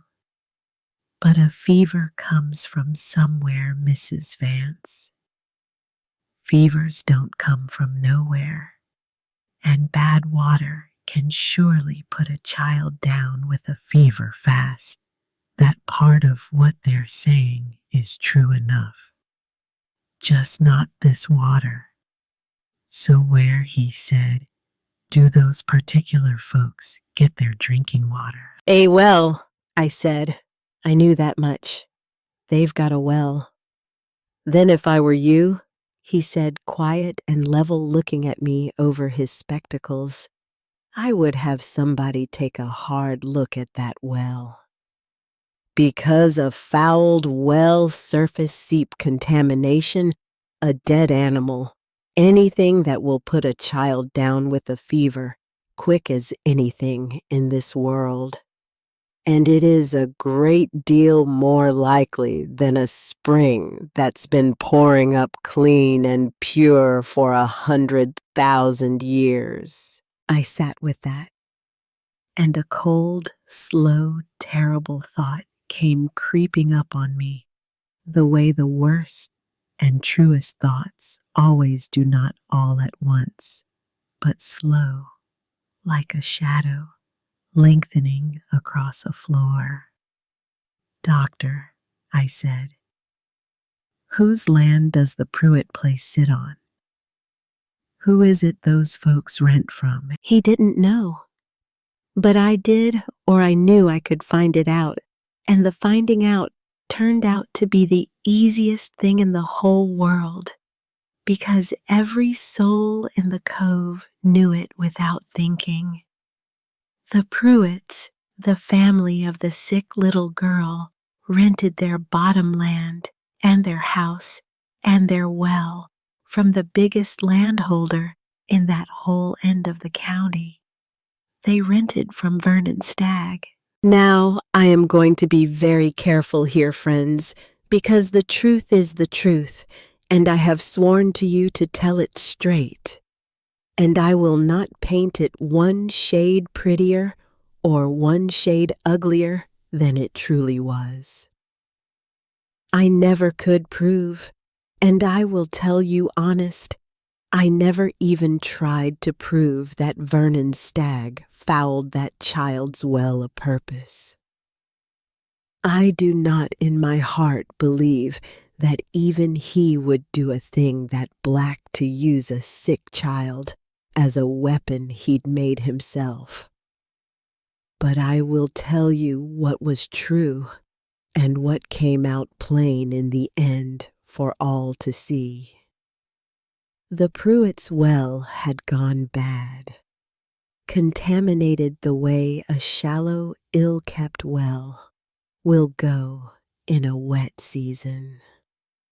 And the landlord, whose plain duty it was to keep that well clean and safe and sound for the family living over it, that landlord was Vernon Stagg.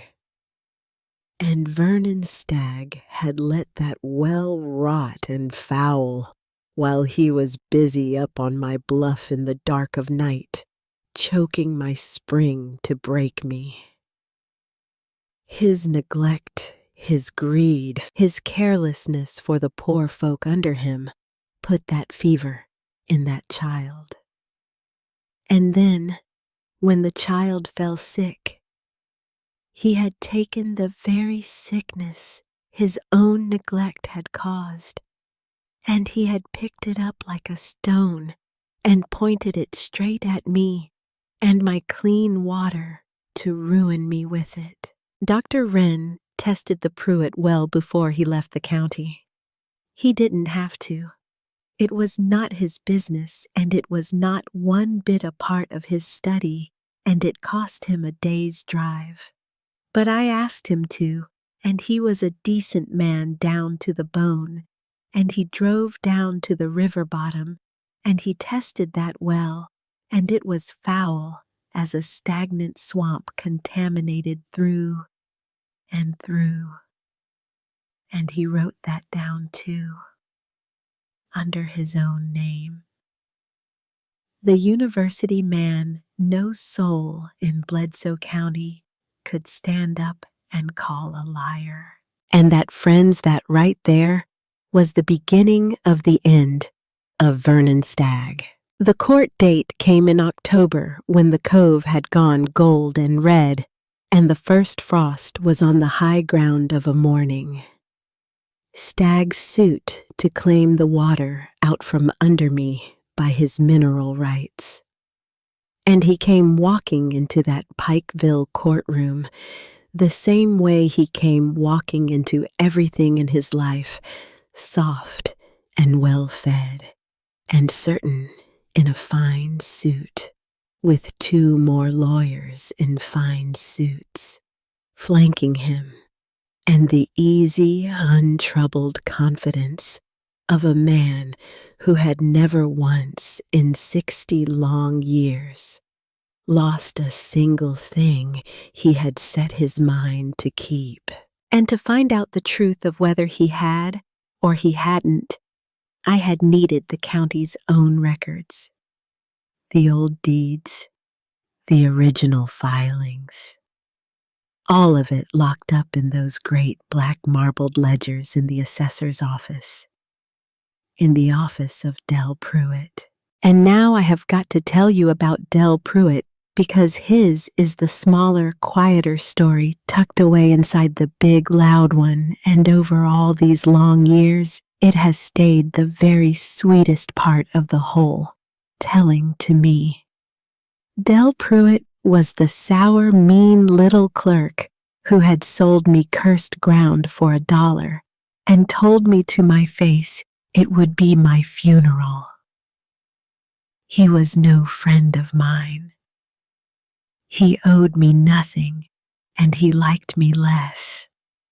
But Del Pruitt had sat behind that tall counter in that dim, narrow office for 30 years, and across all 30 of those years, he had watched the Vernon Staggs of Bledsoe County get their way every single time, had watched the big men with the money and the lawyers reach down and take whatever they pleased from the poor folk who had no way to fight back. And in 30 years, Del Pruitt had never once been able to do a single solitary thing about any of it, but stamp their papers and file their deeds and feel the sourness curdle a little deeper in him each year. And when a gray-headed widow came quiet into his office one afternoon in September and asked would he let her look at the old deeds and the original filings on the Blue Spring parcel, Del Pruitt looked at me a long, long moment over the top of those spectacles. And something moved away back behind his sour face, something I'd never seen there before. And without a word, he reached up and pulled the heavy ledgers down himself. We were 3 nights at it, the 2 of us. By lamplight, after the office had closed and the courthouse had emptied and gone dark and quiet around us. Going through page after dusty page of 40 years of careless mountain record keeping.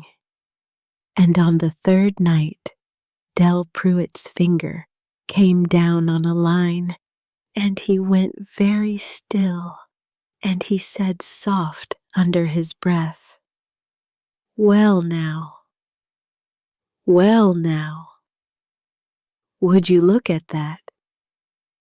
What I said? My heart had come up into my throat. What is it? And he turned the great ledger around on the desk to face me, and he set his finger on it, and there it was, in the county's own hand, in ink gone brown with 6 years of age. When Vernon Stagg sold off the Blue Spring parcel 6 years back, glad to be shut of the worthless cursed ground, he had not reserved the mineral rights. He had sold the whole of it, the surface and the minerals and the rock and every last thing under the ground, all of it, every bit signed away clean, because the land was worthless and cursed, and he could not be bothered to keep back a single thing of what he was so glad to be rid of. And there was his own signature sprawled at the bottom of the filing in the county's own permanent record. Vernon Stagg's own hand signing away the very rights he was now 6 years on, standing up in open court, swearing under oath he had kept. He had lied. He had lied to my face in my garden, lied to his own lawyers, and he was about to stand up and lie to a judge. And he had done it for one reason and one reason only, because he was so certain. Because he had won so easy and so long all his life that it had simply never once crossed his mind, never entered his head as a possibility in the world that a broke widow woman with $1's worth of dirt would go digging through the county's old ledgers after him, or that the sour, beaten-down little clerk he had never spared 2 thoughts for in 30 years would stay up 3 nights by lamplight to help her do it. Del Pruitt made me a certified copy of that filing in his own careful clerk's hand, and he pressed the county seal into the wax with his own thumb. And when I tried to thank him, when I started to my voice going thick, he just pushed his spectacles up his nose and looked away at the dark window and said gruff as ever, "I told you that was bad ground, Mrs. Vance."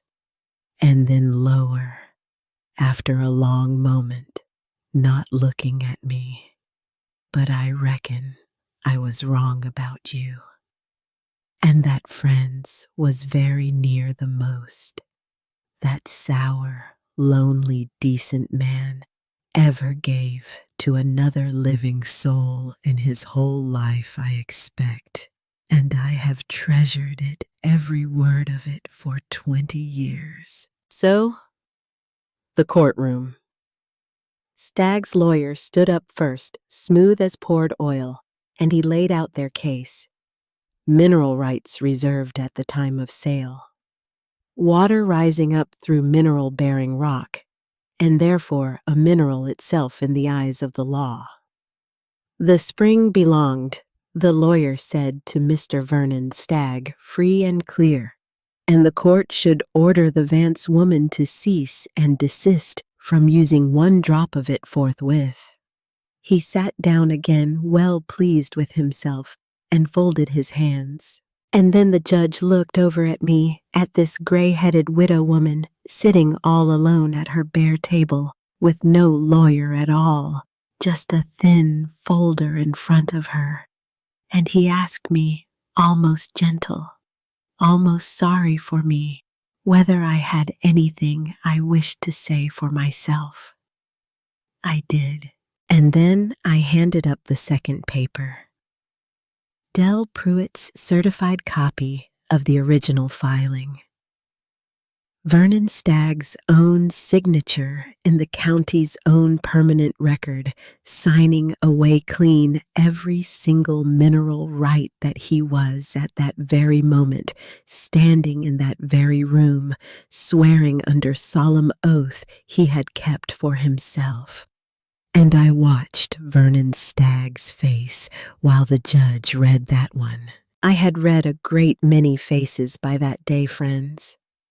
I'd read the bankman's soft pink regret across my own kitchen table. I'd read Del Pruitt's sour pity and his slow surprise. I'd read an old farmer's 100-year certainty crack clean open over a single tomato. But I had never in my life seen a man's face do what Vernon Stagg's face did in that moment when he understood all at once in front of the whole assembled county that he had been beaten.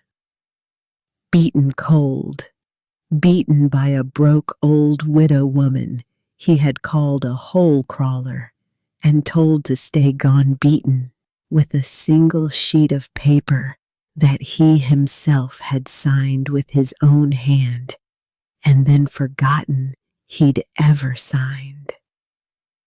He went red, and then slow he went gray, and his soft, well-fed 60-year certainty just slid right off of him, slid off like the silt sliding off my clearing spring.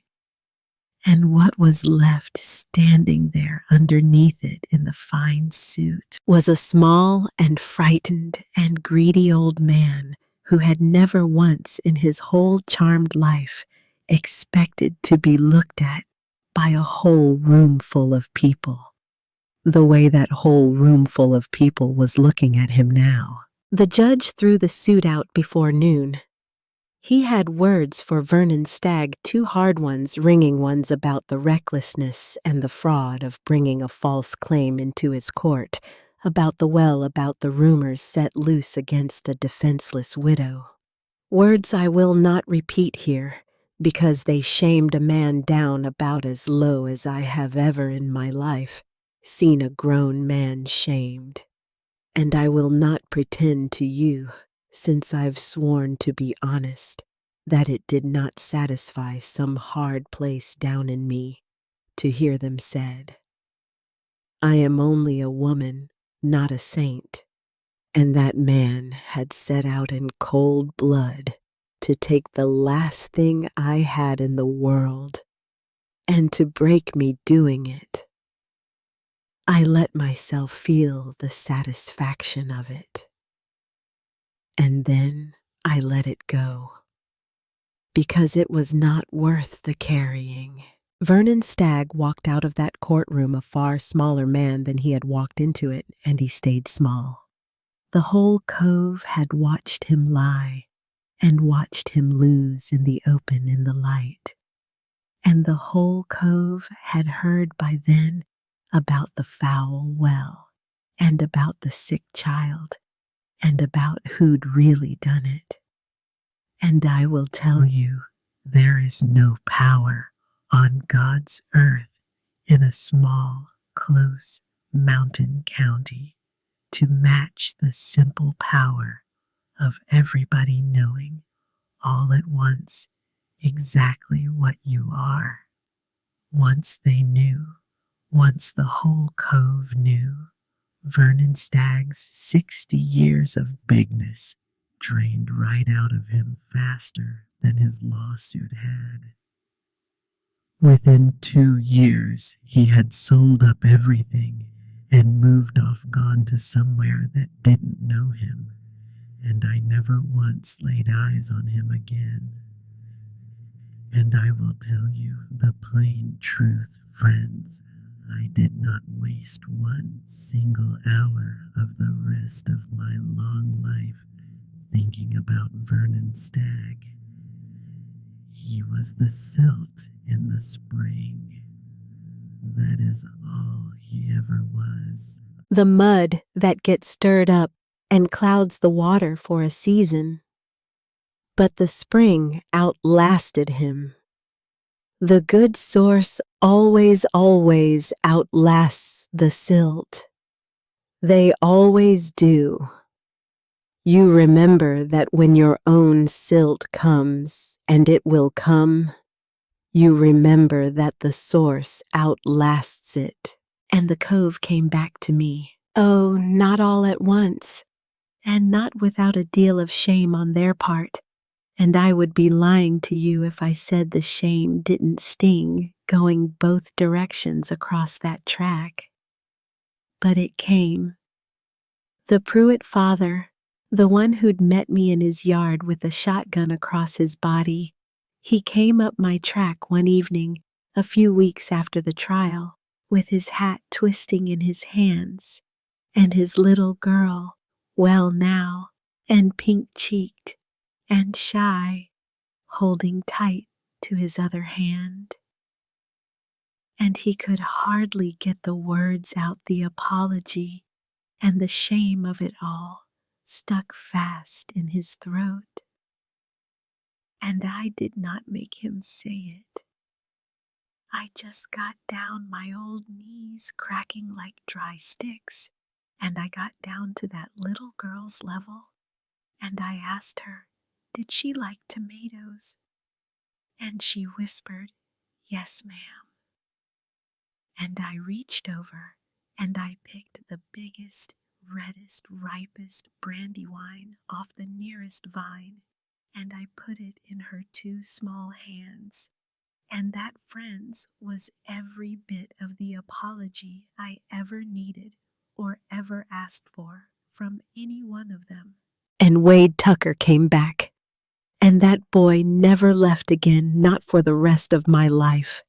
He was at my place near every single day for years, that freckled boy who'd climbed a cliff and made an enemy of the most dangerous man in the county to bring an old woman the truth.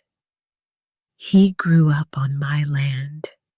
He learned everything I had to teach, which was everything Naomi had taught me. And his children learned it after him, and they are running things now. And Asa Ledford, who had never left at all, who had stood by me in the open when the whole cove turned its back. Asa Ledford lived to be 96 years old, and he ate a blue spring tomato near every day of those last years. And he swore to anybody who'd hold still long enough to listen that those tomatoes were the one and only thing keeping him on this side of the dirt. Maybe they were. I wouldn't put it past that water. There is so much more, and I am an old, old woman telling it now with the evening coming on. So let me tell the rest of it quick. The way you always end up telling the good years. Because the good years go by quick. That is the mercy of them, and it is the sorrow of them both at the very same time, and it takes a long life to understand that those are the same thing. The cove's gardens bloomed. I gave the water away just exactly like I had before, jugs lined up free in a neighborly row at the crossroads. And this time, nobody poured them out in the dark. And I gave the knowledge away right alongside the water. Naomi's knowledge, the composting, and the rotation, and the reading of a leaf Saturday mornings out on my own lot, teaching anybody at all who'd come. And they came now. Lord, they came in droves up that old cowpath track, whole families of them. And the whole cove's food production tripled in a single season, and then it tripled again the next, until the back end of Grassy Cove, that nobody on earth had wanted, the cursed dollar lot, was feeding half the county off of it. Old Toby Hask, the beekeeper from up the mountain, a man of 75, if he was a day, he brought his hives down and set them on my lot, because he said his bees had been finding my flowers from a mile off and coming home drunk and staggering on them, working harder than he had seen bees work in 50 years of keeping them. and the honey those bees made off my blue spring garden amber and thick and floral, with a strange deep mineral finish underneath it that no other honey in the whole state had. That honey took a blue ribbon at the great state fair down in Nashville, and I pinned that ribbon up on the wall of my cabin. The first prize I had ever won for one single thing in 60-some hard years of living. And every time I looked at it, I thought of Naomi Cruz bent over like a question mark in a cold county home garden, teaching a thrown-away girl that nobody in the world wanted, that she was worth the teaching. And I found love again, friends which I never once expected and never asked for, and would have laughed in your face if you'd told me, late and gray as I was. His name was Silas Tabor, a quiet carpenter, a widower himself, who had first tasted my tomatoes at the Crossroads store back in the good early days, before all the trouble, and who had then walked the 4 miles out to the back of the cove after, when half the cove still crossed the track, to avoid the witch woman, just to meet the woman who grew them. He knelt down at my spring the first time he ever saw it, the same as I had knelt that first day, and he put his hand down into that cold blue water, and he held it there a long, long while. And he looked up at me, and he said soft, "It's beautiful. Why on earth was everybody so afraid of it?" Because it was different, I told him. And people are afraid of different. That's the whole of it, Silas. That's the whole sad story of the world right there. We married late, and we married glad. There is no joy on this earth quite like the joy that comes to 2 old people who had each one given up entirely on ever finding it again. Silas built me a proper cabin to replace the cedar lean-to I'd lived in too long, 2 good rooms and a deep porch. He cut limestone blocks out of the bluff with his own hands and built raised garden beds out of them so precise and so true they fit together without a lick of mortar. He built a clever system of little channels to carry the blue water even across the whole of the garden, so I didn't have to haul it in a pail anymore on my old back. And he built a spring house over the pool, not to hide it, never to hide it. He'd never have done that, but to protect it with panels of glass set into the roof, so that the blue glow came up through the water and lit the whole inside of the little house, even on a gray day. Because he said some things are just too beautiful to cover up. We had near 20 years together, Silas and I, which is a great deal more than an old woman who buried her first husband at 62 had any earthly right to ask of the Lord.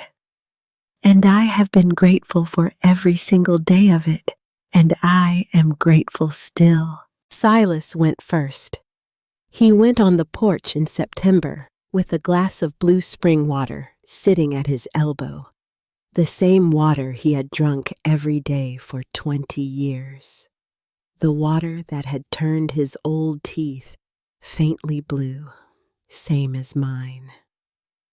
He just leaned back in his chair to rest a spell in the warm of the afternoon. And he didn't lean forward again. He went the very same way Carl had gone all those years before. Quiet, easy, the way the good ones always seem to go. Like they've simply decided after a long day's work to sit back and rest. I buried him on the lot up near the bluff, where the sound of the spring is always there day and night.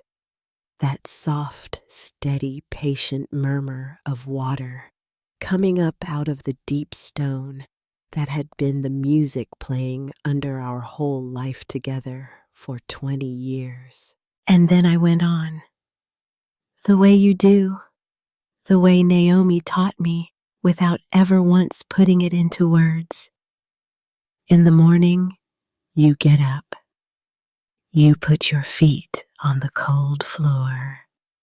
You put your hands into the dirt. And you do the next thing. The state of Tennessee came in the end, and they made the Blue Spring a protected natural resource so that no man, no Vernon stag, not ever again, could choke it or claim it or take it from the people of that cove. My grown children, for I had children, late too, that lived, and grandchildren after them, and the Tucker family, and old Toby Hask's grandsons. They all helped lay a system of pipe to carry the mineral water out across the whole cove. And they formed up a cooperative, all of them together, to share it fair among the farms.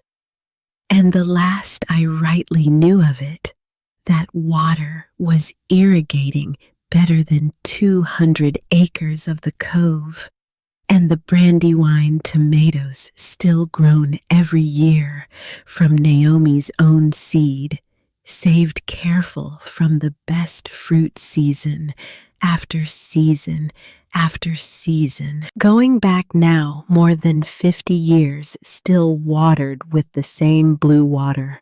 Those tomatoes were being sold at the farmers' markets down in Nashville and up in Knoxville for prices that would have made Del Pruitt drop his pen clean through the floor. The land I bought for $1 is worth more now than I can rightly count. But that was never the point of it, friends. And if you have listened to an old woman this far all the way to the end, then you already know that it never was. Not for one day. I am an old woman now, past 80. My hands are stiff and knotted, and my knees crack getting down to the dirt of a morning, and crack worse, getting back up out of it. But I still get down. And I still drink the blue water every morning, before my coffee, before anything else in the day, the very same way I have drunk it since the first morning I knelt at that pool and chose all alone to trust what was in front of my own two eyes over 100 years of folks telling me to be afraid. Silas carved something into the flat face of the limestone down beside the spring back near the start of all of it with his careful, steady carpenter's hand. It is still there to this day. The water runs past it every hour of every day. It says, "This water was always good. We were afraid of the color." Hetty wasn't. So let me ask you something before I go in. Let me ask you the one thing this whole long story has been walking toward all this while. What blue spring are you walking past? What gift has the world been holding out to you? Patient and quiet, the wrong color, strange and unfamiliar. The kind of thing every careful voice around you has warned you away from your whole life. The kind of thing everybody just knows is bad. Because here is what that spring taught me in the last and the best chapter of a long and a hard life. And it is the only wisdom I have got that is worth handing on. Fear and wisdom look nothing alike in the end, but people confuse the two of them every single day of their lives and call it prudence and call it sense and go to their graves having never once tasted the water. The farmers of Grassy Cove were not wise to stay away from the blue water for 100 years. They were afraid, and fear dressed up in wisdom's good Sunday coat kept a whole poor valley hungry and scraping right beside the richest water in the county for 4 long generations. It took a broke old widow with $1 to her name and nothing left in the world to lose. It took her to kneel down at the edge and look closer and drink. Sometimes the very thing that looks the most dangerous in this world is the thing that will nourish you the deepest. Sometimes the water that's the strangest, most frightening color is the sweetest you will ever taste in your life. And sometimes, listen to me now, sometimes the dollar's worth of worthless dirt that nobody on this earth wants the cursed ground at the back of everything, the parcel they all walked away from.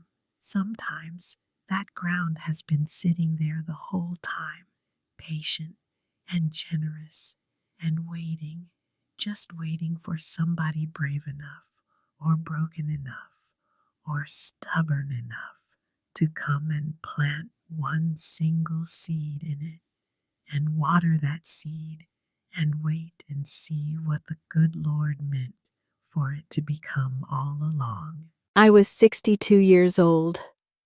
I had lost every single thing I had, and they all told me, every one of them, that the water would surely kill me. It gave me the best years of my life instead. So stop listening to the people who have never once tasted the water. Stop walking past your blue spring. Kneel down and drink.